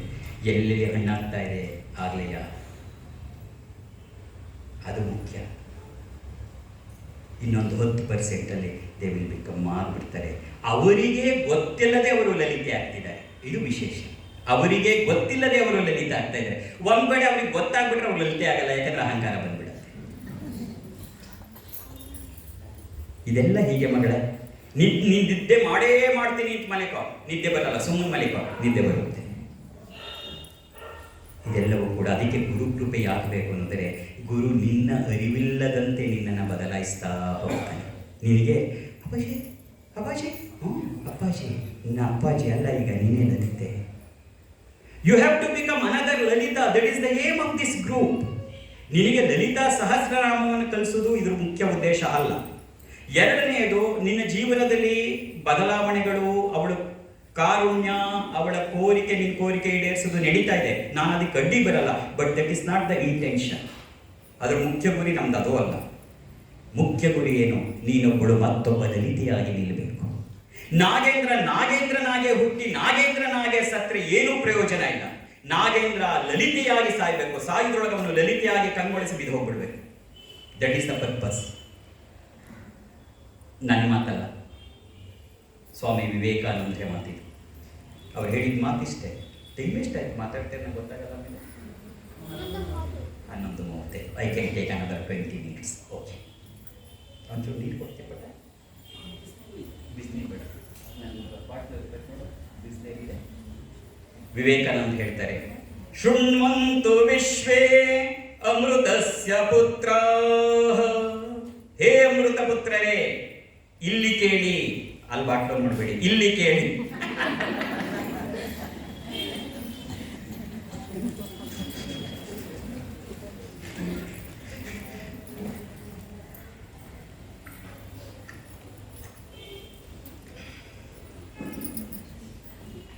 ವಿಶ್ವಂತು ಶೃಣ್ವೇ ಅಮೃತಸ್ಯ ಪುತ್ರಾಃ. ಹೇ ಅಮೃತ ಪುತ್ರರೇ, ನನ್ನ ಮಾತನ್ನ ಕೇಳಿ. ಮತ್ತೊಮ್ಮೆ ನಿಮಗೆ ಮನುಷ್ಯ ಜನ್ಮವೇ ಬರುವುದೆಂಬ ಯಾವ ಖಾತ್ರಿಯೂ ಇಲ್ಲ. ವಿವೇಕಾನಂದ ಮಾತು. ಮತ್ತೊಮ್ಮೆ ನಿಮಗೆ ಮನುಷ್ಯ ಜನ್ಮ ಬರುವುದೇ ಎಂಬ ಯಾವ ಖಾತ್ರಿಯೂ ಇಲ್ಲ. ಒಂದು ವೇಳೆ ನೀವು ಮತ್ತೆ ಮನುಷ್ಯರಾಗಿಯೇ ಹುಟ್ಟಿದರೋ ಇದೇ ರೂಪ ಇದೇ ನಾಮವನ್ನ ತೆಗೆದುಕೊಂಡು ಯಾರೂ ಹುಟ್ಟಿಲ್ಲ, ಮುಂದೆ ಹುಟ್ಟುವುದೂ ಇಲ್ಲ. ನಾಗೇಂದ್ರನೇ ಮನುಷ್ಯನ ಬರುತ್ತೋ ಇಲ್ಲೋ ಗೊತ್ತಿಲ್ಲ. ಒಂದು ವೇಳೆ ಬಂದ್ರೆ ಅವನು ಮತ್ತೆ ಇದೇ ತರ ನಾಗೇಂದ್ರನಾಗಿ ಇದೇ ತರ ಗಡ್ಡ ಬಿಟ್ಕೊಂಡು ಯಾರು ಬಂದಿಲ್ಲ. ನ ಭೂತೋ ನ ಭವಿಷ್ಯತಿ ಬರುಲ್ಲ. ಮತ್ತೊಮ್ಮೆ ಮನುಷ್ಯರಾಗೇ ಹುಟ್ಟುತ್ತೇವೆ ಎಂಬ ಯಾವ ಭರವಸೆಯೂ ಇಲ್ಲ. ಒಂದು ವೇಳೆ ಮನುಷ್ಯರಾಗಿಯೇ ಹುಟ್ಟಿದರೂ ಕೂಡ ಇದೇ ರೂಪ ಇದೇ ನಾಮವನ್ನು ತೆಗೆದುಕೊಂಡು ಇದುವರೆಗೆ ಯಾರು ಹುಟ್ಟಿಲ್ಲ, ಯಾರು ಹುಟ್ಟುವುದೂ ಇಲ್ಲ. Then what we have to do? He says, each soul is potentially divine. ಪ್ರತಿಯೊಂದು ಆತ್ಮವು ದೈವಿಕತವಾಗಿದೆ. Vivekananda continues. He says, invoke the divinity in each soul and that is the purpose of life. He says that is what we are doing in our group. Invoke the divinity in each soul and that is the purpose of life. ಈ ಜೀವನದ ಪ್ರಮುಖ ಉದ್ದೇಶ ಏನು? ಪೂಜೆ ಮಾಡದ, ಪಾರಾಯಣ ಮಾಡದ, ತೀರ್ಥಯಾತ್ರೆ ಹೋಗುದಾ, ನಮಸ್ಕಾರ ಮಾಡದ, ಇವೆಲ್ಲವೂ ಸಾಧನಗಳು ಅಷ್ಟೇ. ನಿಜವಾದ ಗುರಿ ಯಾವುದು? Invoke the divinity in each soul and that is the purpose of life. ಪ್ರತಿಯೊಬ್ಬರ ಆಂತರದಲ್ಲೂ ದೈವಿಕ ಶಕ್ತಿ ಅಡಗಿದೆ. ಹುಟ್ಟುವಾಗ ಅವರವರ ಪ್ರಾರಬ್ಧ ಕರ್ಮಕ್ಕೆ ಸಕ್ಕಾಗಿ ಒಳ್ಳೆಯವರು ಕೆಟ್ಟವರು ಎಲ್ಲ ಹುಟ್ಟುತ್ತಾರೆ, ಅದಕ್ಕೆ ತಕ್ಕ ಹಾಗೆ ಅನುಭವಿಸ್ತಾ ಇರ್ತಾರೆ. That is not the case here. ಆದರೆ ಪ್ರತಿಯೊಬ್ಬರಲ್ಲೂ ಕೂಡ ಹೃದಯದಲ್ಲಿ ದೈವಿಕ ಶಕ್ತಿ ಇದೆ. Each soul is potentially divine. Invoke the divinity in each soul and that is the purpose of life. ಒಳಗೆ ಅಡಗಿರ್ತಕ್ಕಂಥ ದೈವಿಕ ಶಕ್ತಿಯನ್ನು ಹೊರಗೆ ತಗೊಂಬ, ಅದೇ ಜೀವನದ ಉದ್ದೇಶ. ಅದಕ್ಕೆ ಇವೆಲ್ಲ ಮಾರ್ಗಗಳು. ಜಪ, ತಪ, ಪೂಜೆ, ಪುನಸ್ಕಾರ ಎಲ್ಲ ಅದಕ್ಕೆ ಮಾರ್ಗಗಳು. ಒಟ್ಟಾರೆ ನಿನ್ನ ಒಳಗಡೆ ಇರ್ತಕ್ಕಂತಹ ಆಂತರ್ಯದಲ್ಲಿ ಅಡಗಿ ಕೂಡಿರ್ತಕ್ಕಂತಹ ಆ ದೈವಿಕ ಶಕ್ತಿಯನ್ನು ಹೊರಕ್ಕೆ ಎಳೆದು ತಗೊಂಬ. That is the purpose of life. Invoke the divinity in each soul and that is the purpose of life. ಇದನ್ನೇ ಆಧಾರ ಇಟ್ಕೊಂಡು ಇದು ಮಾಡ್ತಾ ಇರ್ತಕ್ಕಂಥದ್ದು. ತುಂಬ ಸಂತೋಷ ಆಗ್ತಾಯಿದೆ. ಇಷ್ಟು ಕ್ಷಿಪ್ರದಲ್ಲಿ 2,000 ಜನ ರೆಡಿಯಾಗ್ತಾ ಇದ್ದಾರೆ ಲಲಿತೆಯರು ಅಂದರೆ ಅದಕ್ಕಿಂತ ಪುಣ್ಯ ಇನ್ನೇನಿರಲಿಕ್ಕೆ ಸಾಧ್ಯ. They are becoming Lalita. Appaji ಇದೇನು ಹೊಸ ಕಾನ್ಸೆಪ್ಟ್ ಆಯಿತು? ಇದುವರೆಗೆ ಯಾರು ಈ ಥರ ಎಲ್ಲ ಏನೂ ಹೇಳಿರಲಿಲ್ಲ. ಆ ಪೂಜೆ ಮಾಡು ಈ ಪೂಜೆ ಮಾಡು ಅಂತಲೇ ಹೇಳ್ತಾ ಇದ್ರು. ನೀವೇನು ಹೊಸ ಡೈಮೆನ್ಷನಲ್ಲಿ ಮಾತಾಡ್ತಾ ಇದ್ದೀರಿ? ಇದು ನಿಮ್ಮ ಹೊಸ ಥಿಯರಿನ ಹೊಸದಾಗಿ ಕಂಡುಹಿಡ್ಕೊಂಡಿದ್ದೀರಾ? ನೋ ಮೈ ಚೈಲ್ಡ್, ಇದು ನಾನು ಹೇಳಿದ್ದಲ್ಲ, ಕೃಷ್ಣ ಹೇಳಿದ ಮಾತನ್ನ ನಿಮಗೆ ರಿಪೀಟ್ ಮಾಡಿಕೊಡ್ತಾ ಇದ್ದೀನಿ ಅಷ್ಟೇ. ಎಲ್ಲಿ ಹೇಳಿದ್ದಾನೆ ಅಪ್ಪಾಜಿ? ಉದ್ಧವ ಗೀತೆಯಲ್ಲಿ ಹೇಳಿದ್ದಾನೆ ಮಗಳೇ. ಏನು ಹೇಳ್ದ ಅಪ್ಪಾಜಿ? ಕೃಷ್ಣವನ ಪ್ರಾಣ ಸ್ನೇಹಿತ ಉದ್ಧವ, ಬಾಲ್ಯ ಸ್ನೇಹಿತ. ಕೃಷ್ಣ ಈ ಮಹಾಭಾರತ ಎಲ್ಲ ಯುದ್ಧ ಎಲ್ಲ ಮುಗಿತು. ತಾನಿನ್ನು ಪರಂಧಾಮ ಕೊಳ್ಳುವಾಗ ಎಲ್ಲರ ಜೊತೆ ಹೊರಟಾಗ ಉದ್ಧವ ಆತ್ಮೀಯವಾಗಿ ಎಲ್ಲರನ್ನೂ ಕೇಳ್ಕೊಂಡ್ಬರ್ತಾರೆ. ಏನು ಹಿಂಗೆ ಇರಬೇಕು ಅಂತೆಲ್ಲ ಉದ್ಧವನ್ನ ಕೇಳ್ತಾನೆ. ಉದ್ಧವ ನಿಂಗೆ ಇರಬೇಕು. ಅವನೇನು ಮಾತಾಡಲ್ಲ. ಉದ್ಧವ ಜ್ಞಾನ ಮಾರ್ಗದವನು. ಇವನಿಗೆ ಭಕ್ತಿ ಮಾರ್ಗದ ಬಗ್ಗೆ ಅಷ್ಟೊಂದು ಇದಿಲ್ಲ, ಕಾಳಜಿ ಇಲ್ಲ ಉದ್ಧವನಿಗೆ. ಇವನಿಗೆ ಭಕ್ತಿಯನ್ನು ತೋರಿಸ್ಬೇಕು ಅಂತ ಹೇಳಿ ಕೃಷ್ಣ, ಯಾಕೆಂದರೆ ಉದ್ಧವ ಹೇಳ್ತಾನೆ ಜ್ಞಾನ ಮಾರ್ಗದಲ್ಲಿ ಕೈವಲ್ಯವನ್ನು ಪಡೆಯಕ್ಕೆ ಸಾಧ್ಯ, ನಹಿ ಜ್ಞಾನೇನ ಸದೃಶಂ. ಎಲ್ಲವನ್ನ ಇವನು ಕೃಷ್ಣಗೆ ಹೊಡಿತಾ ಹೋಗ್ತಾನೆ. ಓದಿದ್ನೆಲ್ಲ ಕೃಷ್ಣಂಗೆ ಹಂಗೆ ನಗ್ತಾನೆ, ನಗ್ತಾನೆ ಕೃಷ್ಣ.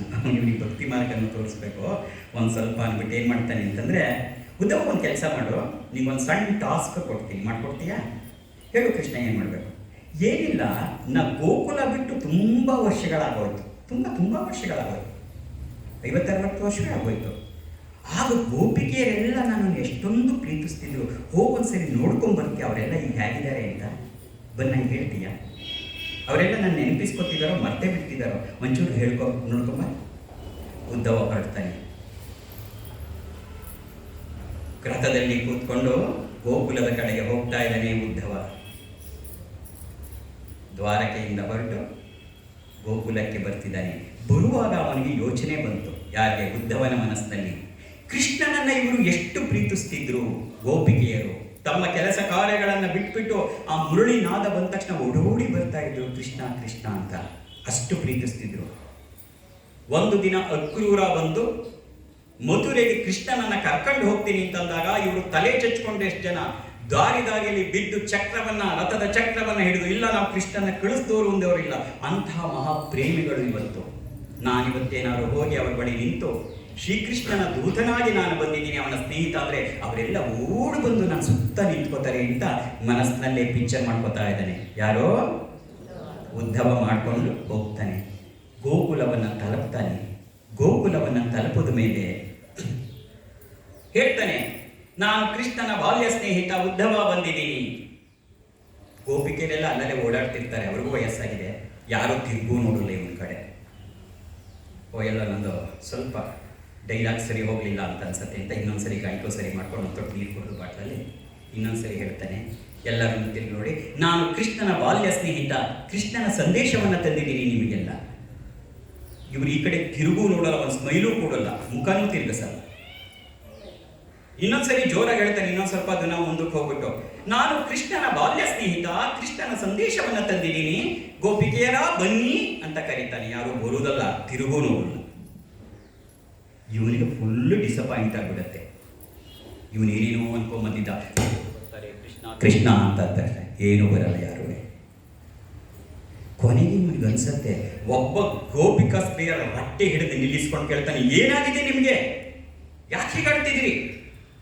ಅವತ್ತು ಕೃಷ್ಣ ಕೃಷ್ಣ ಅಂದ್ರೆ ಕೃಷ್ಣನಿಗೋಸ್ಕರ ಪ್ರಾಣ ಬಿಡಕ್ಕೆ ರೆಡಿಯಾಗಿದ್ದವರು ಇವತ್ತು ಕೃಷ್ಣನ ಹೆಸರು ಹೇಳಿದ್ರೆ ನನ್ನನ್ನು ತಿರುಗು ನೋಡ್ತಾ ಇಲ್ವಲ್ಲ, ನಿಮಗೆ ಏನಾಗಿದೆ? ನಿಮಗೆ ಅವತ್ತೆಲ್ಲ ನೀವು ಆಡಿದ್ದು ನಾಟಕದ ಪ್ರೀತಿನ? ಹಾಗಾದರೆ ನಿಮ್ಮ ಪ್ರೇಮ ನಿಜವಾದ್ದಲ್ವಾ?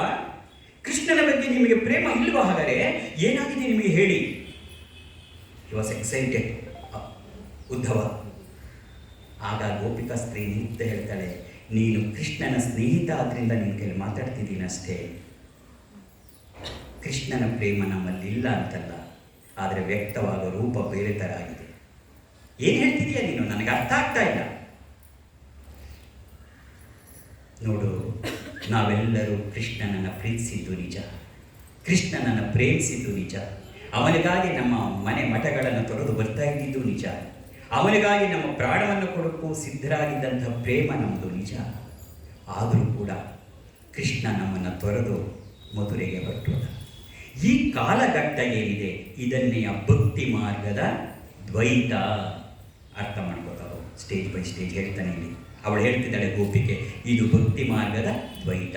ಜಗನ್ಮಾತೆ ಬೇರೆ, ನೀನು ಬೇರೆ. ಅವಳನ್ನು ಕೂತ್ಕೋತೀಯಾ, ಪೂಜಿಸ್ತೀಯಾ, ಅವಳಿಗೆ ತಿನ್ನಿಸ್ತೀಯಾ, ಅವಳಿಗೆ ಆರತಿ ಮಾಡ್ತೀಯಾ, ಅಮ್ಮ ಅಂತ ಕರಿತೀಯಾ, ಮಾತಾಡ್ತೀಯಾ, ಅವಳಿಗೋಸ್ಕರ ಹಾಡು ಹೇಳ್ತೀಯಾ, ಅವಳ ತೊಡೆ ಮೇಲೆ ಮಲಿಕೋತೀಯಾ. ಆದರೆ ಇದು ಫೈನಲ್ಲ, ಇದು ದ್ವೈತ, ಭಕ್ತಿ ಮಾರ್ಗದ ದ್ವೈತ. ನಾವು ಹಾಗೆ ಇದ್ವಿ.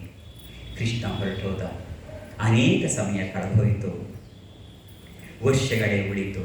ಕಡೆಗೆ ನಮ್ಮ ಪ್ರಜ್ಞಾಸ್ಥಿತಿ ಮೇಲಕ್ಕೆ ಬಂತು. ಆಗೇನಾಯಿತು, ಅವಳಿಗೆ ನಾನು ಕೃಷ್ಣ, ನನಗೆ ಅವಳು ಕೃಷ್ಣರಾಗಿ ಕಾಣಕ್ಕೆ ಶುರು ಮಾಡಿದ್ವಿ. ಇದನ್ನೇ ವಿಶಿಷ್ಟಾದ್ವೈತ ಅಂತ. ದ್ವೈತದಲ್ಲಿ ಅವಳು ನಾನು, ನಾನು ಅವಳು ಬೇರೆ ಬೇರೆ. ಅವಳನ್ನು ಪೂಜಿಸ್ತೀನಿ, ಅವಳನ್ನು ಆರಾಧಿಸ್ತೀನಿ. ವಿಶಿಷ್ಟಾದ್ವೈತಕ್ಕೆ ಬಂದಾಗ ಎಲ್ಲರೂ ಕೂಡ ಕೃಷ್ಣರೇ ಆಗ ಕಾಣೋದು. ಅವಳಿಗೆ ನಾನು ಕೃಷ್ಣ, ನನಗೆ ಅವಳ ಪರಸ್ಪರ ಕೃಷ್ಣರಾಗಿ. ಒಂದು ಹಂತಕ್ಕೆ ಬಂದಾಗ ನೀವೆಲ್ಲ ನನಗೆ ಹಾಗೆ ಕಾಣಿಸ್ತಾ ಇರೋದು, ಜಗನ್ಮಾತೆ ಸ್ವರೂಪರಾಗೆ ಕಾಣಿಸ್ತಾ ಇರೋದು. You have really wait to that ticket. This is called as Vishishtadvaita. ಇನ್ನೂ ಅನೇಕ ವರ್ಷಗಳು ಕಾಡಿತು, ನಮಗೆ ಪ್ರಜ್ಞಾಸ್ಥಿತಿ ಇನ್ನೂ ಮೇಲಕ್ಕೆ ಹೋಯಿತು. ಈಗ ನಮ್ಗೆ ಆ ಭಾವನೆಯೂ ಇಲ್ಲ. ಈಗ ನಮಗೆ ನಾವೇ ಕೃಷ್ಣ, ನಮಗೆ ನಾವೇ ಕೃಷ್ಣ. ಇದೇ ಅದ್ವೈತ, ಭಕ್ತಿ ಮಾರ್ಗದ ಅದ್ವೈತ. ದ್ವೈತದಿಂದ ವಿಶಿಷ್ಟಾದ್ವೈತಕ್ಕೆ ಬಂದು, ವಿಶಿಷ್ಟಾದ್ವೈತದಿಂದ ಅದ್ವೈತಕ್ಕೆ ಬಂದು ನೀನು ಲಲಿತೆಯಾಗಿ ನಿಲ್ಲಬೇಕು ಮಗಳೇ. ಇದು ಈ ಗ್ರೂಪಿನ ಮುಖ್ಯ ಉದ್ದೇಶ. ಇದು ಅಷ್ಟೇ. ನಿನಗೊಂದು ಲಲಿತಾ ಸಹಸ್ರನಾಮ ಹೇಳಿ ಅವಳಿಂದ ಏನೋ ಒಂದು ಸ್ವಲ್ಪ ಒಳ್ಳೆಯದಾಗ್ತಿದೆ ಆಗಲಿ, ಅಷ್ಟೇ ಅಲ್ಲ, ಬೇಕು ಅದಷ್ಟೇ ಅಲ್ಲ. ಆದರೆ you have to become another Lalita. ನೀನು ಲಲಿತೆಯಾಗಿ ನಿಂತ್ಕೋಬೇಕು. ಅಪ್ಪಾಜಿ, ನನಗೆ ಗಂಡ, ನನಗೆ ಮಕ್ಕಳು, ನನಗೆ ಮೊಮ್ಮಕ್ಕಳು ಎಲ್ಲ ಇದ್ದಾರೆ, ನಾನು ಲಲಿತೆ ಆಗ್ಬಿಟ್ರೆ ಅವರನ್ನೆಲ್ಲ ಬಿಟ್ಬಿಟ್ಟು ಆಶ್ರಮ ಮಾಡಬೇಕಾ? ನಾನ್ ಸೆನ್ಸ್. ಯಾರು ಹೇಳಿದ್ರು ನಿಂಗಾಗಲ್ಲ? ಇದೆಲ್ಲ ನಡೀತಾ ಇರ್ತಕ್ಕಂಥದ್ದು ಒಳಗಡೆಯ ಪ್ರಜ್ಞಾಸ್ಥಿತಿಯ ಮೇಲೆತ್ಕೊಳ್ಳೋದು. ಹೊರಗಡೆ ಬಾಹ್ಯದಲ್ಲಿ ಏನು ಬದಲಾಗಲ್ಲ. ಅದೇ ಗಂಡ, ಅದೇ ಮಕ್ಕಳು, ಅದೇ ಮೊಮ್ಮಕ್ಕಳು, ಅದೇ ಆಟ. ದೈವಿಕತೆ ಪ್ರಕಟವಾಗುವುದು ನಿನ್ನ ಒಳಗಡೆನೆ ಹೊರತು ಹೊರಗಡೆ ಅಲ್ಲ. ಶ್ರೀಮಂತೆ ಶಾರದಾ ದೇವಿಯವರು ಹೇಳ್ತಾರೆ, ಜ್ಞಾನಿ ಅಂದ್ರೇನು, ಅವನಿಗೆ 2 ಕೋಟಿ ಇರತ್ತ ಅಂತ. ನೀನು ಲಲಿತೆಯಾಗುವುದು ಅಂತ ಅರ್ಥ ಮನೆ ಮಠ ಬಿಟ್ಬಿಟ್ಟು ಆಶ್ರಮ ಕಟ್ಟು ಅಂತಲ್ಲ. ನೀನು ಹಾಗೆ ಇರ್ತಿ. ಆದರೆ ನಿನ್ನಲ್ಲಿ ಎಂಥ ಉನ್ನತ ಭಾವನೆ ಇರುತ್ತೆ ಅಂತ ಹೇಳಿದ್ರೆ ಪ್ರತಿಯೊಂದು ಕೂಡ ಆ ಜಗನ್ಮಾತೆಯಾಗೆ ಕಾಣ್ತಾಳೆ. ಹೇಗೆ ಈಗ ಗೋಪಿಕೆಯರಿಗೆ ಎಲ್ಲವೂ ಕೃಷ್ಣಮಯವಾಗಿ ತಾನೇ ಕೃಷ್ಣರಾಗಿರ್ತಾರೆ ಹಾಗಿರ್ತಕ್ಕಂಥ ಅದೊಂದು ಭಾವಾತೀತದ ಭಾವನೆಗಳ ಸಂಗಮವೇ ಹೊರತು ಇದು ಹೊರಗಡೆ ಕಿರೀಟ ಹಾಕೊಂಡು ಕೂತ್ಕೊಂಡ್ಬಿಡೋದಲ್ಲ. ಕಬ್ಬಿನ ಜೊಲ್ಲೆ ಹಿಡ್ಕೊಂಡು ಕೂತ್ರೆ ಲಲಿತೆ ಆಗಿಲ್ಲ. Lalithe you have to become elevating your conscious. ನಿನ್ನ ಪ್ರಜ್ಞಾಸ್ಥಿತಿಯನ್ನು ಎತ್ಕೊಂಡು ಹೋಗ್ತಕ್ಕಂಥದ್ದು ಇಲ್ಲಿ ಪ್ರಮುಖವಾದದ್ದು. You merge your microcosm with that macrocosm and that is the purpose. ನಿನ್ನ ಜೀವ ಪರಮಾತ್ಮನಲ್ಲಿ ಬೆಸೆದು ನೀನು ಲಲಿತೆಯಾಗಿ ನಿಲ್ಲಬೇಕು. ಹೊರಗಡೆ ಬಾಹ್ಯದಲ್ಲಿ ಏನೂ ಇಲ್ಲ. ಏನು ವ್ಯತ್ಯಾಸ ಅಂದರೆ you will feel that enjoy, joy, bliss ಅಂದ್ರೆ ಅದೇ ಮಗಳೇ.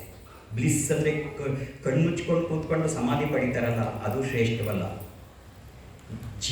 ನಿತ್ಯ ಜೀವನದಲ್ಲಿ ಆ ಪರಮಾನಂದವನ್ನು ಅನುಭವಿಸ್ತಾ ಎಲ್ಲವನ್ನ ಮಾಡ್ತಾ ಹೋಗ್ತಾಳವಳು. ದಟ್ ಈಸ್ ಗ್ರೇಟ್ ಅಂತ ಹೇಳ್ತಾರೆ. ಅದೇ ಒಂದು ಸಮಾಧಿ, ಅದನ್ನು ಸಹಜ ಸಮಾಧಿ ಅಂತ ಕರೀತಾರೆ. ಇದು ನಿರ್ವಿಕಲ್ಪ ಸಮಾಧಿ. ಏನೋ ಕಣ್ಮುಚ್ಕೊಂಡು ಕೂತಾಗ ಸಮಾಧಿ ಸ್ಥಿತಿಗೆ ಹೋಗ್ತಾರಲ್ಲ, ಧ್ಯಾನ ಸ್ಥಿತಿಗೆ, ಅದು ನಿರ್ವಿಕಲ್ಪ ಸಮಾಧಿ. ಎಲ್ಲದರ ಜೊತೆ ಇದ್ದು ಆ ಪರಬ್ರಹ್ಮದ ಜೊತೆ ಸೇರಿ ಆ ಪರಮಾನಂದವನ್ನು ಅನುಭವಿಸುವ ಸ್ಥಿತಿ ಇದೆಯಲ್ಲ, ಅದನ್ನ ಸಹಜ ಸಮಾಧಿ ಅಂತ. ಅವ್ರು ಯಾವಾಗಲೂ ಇವ್ರಿಗೆ ಬರೀ ಕಣ್ಮುಚ್ಕೊಂಡು ಮೇಲಕ್ಕೆ ಹೋದಾಗ ಮಾತ್ರ. ಆದರೆ ಸಹಜ ಸಮಾಧಿಯನ್ನು ಗುರುತಿಸ್ಕೊಂಡ್ಬಿಟ್ರೆ they will always be with that bliss. That is the purpose of this group. The main purpose of this group is that. ಅದಕ್ಕೋಸ್ಕರ ಈ ಗ್ರೂಪ್ಗಳನ್ನು ಮಾಡಿದ್ದೆ ಹೊರತು ಏನೋ ಒಂದು ಲಲಿತಾ ಸಹಸ್ರನಾಮ, ಏನೋ ಒಂದು ಓಂ ಹ್ರೀಂ ಪರಾಶಕ್ತಿಯ ನಮಃ, ಏನೋ ಒಂದು ಹೇಳಿಬಿಡಬೇಕು ಅಂತಲ್ಲ. ಈ ಟಾಪಿಕನ್ನು ಇಲ್ಲಿ ನಿಲ್ಲಿಸ್ತೇನೆ. ದಿಸ್ ಕ್ಲಾಸ್ ಇಸ್ ಟು, ನಾನು 2 ಪೀರಿಯಡ್ ತಗೊಂಡು ಹಾಗಾಯ್ತು ಅನ್ಸುತ್ತೆ class. Next I will go to my topic for another 20 minutes and conclude. ಆಮೇಲೆ ಪಾದ ಪೂಜೆ, ಅದಾದಮೇಲೆ ಲಲಿತಾ ಸಹಸ್ರನಾಮ ಕುಂಕುಮಾರ್ಚನೆ ಉಂಟಲ್ಲ, ಕುಂಕುಮಾರ್ಚನೆ.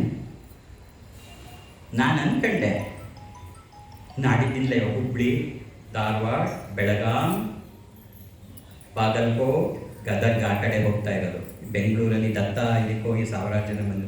ನಾನಂದೆ ಅಮ್ಮಂಗೆ, ಅಲ್ಲ ಕಣೆ ಅಮ್ಮ, ಎಲ್ಲ ಕಡೆ ಹಾಸನ ಆಯಿತು, ಶಿವಮೊಗ್ಗ ಆಯಿತು, ಈ ಮೇಲೆ ಇಲ್ಲಿಂದ ಬಂದಮೇಲೆ ಇದು ಉಡುಪಿ, ಮಂಗಳೂರು ಆ ಕಡೆಗೂ ಎಲ್ಲ ಹೇಳಿಬಿಟ್ಟಿದ್ದಾರೆ, ಮೈಸೂರಿನವರು ಯಾರು ಹೇಳಿಲ್ವಲ್ಲ ಅಂತ. ತಕ್ಷಣ ಲೋಕೇಶ್ವರಿ ಫೋನ್ ಬಂತು, ಸುಪರ್ಣನ್ ಫೋನ್ ಬಂತು, ಲೋಕೇಶ್ವರಿ ಅಂತಿದ್ದಾರೆ, ಅವರು ಮೈಸೂರಲ್ಲಿ ಸತ್ಸಂಗ ಮಾಡಬೇಕಂತ ಅಂದ್ಕೊಂಡೆ. ಪರವಾಗಿಲ್ಲ, ಇಷ್ಟು ಬೇಗ ನಡೆಸ್ಕೊಟ್ಬಿಟ್ಯಾ? That is what is happening today. Lokeshwari Shastri, Vishwara Shastri, ಇಲ್ಲಿ that is happening. Now coming to my subject, this is one portion what I have told you, what is the purpose of the group.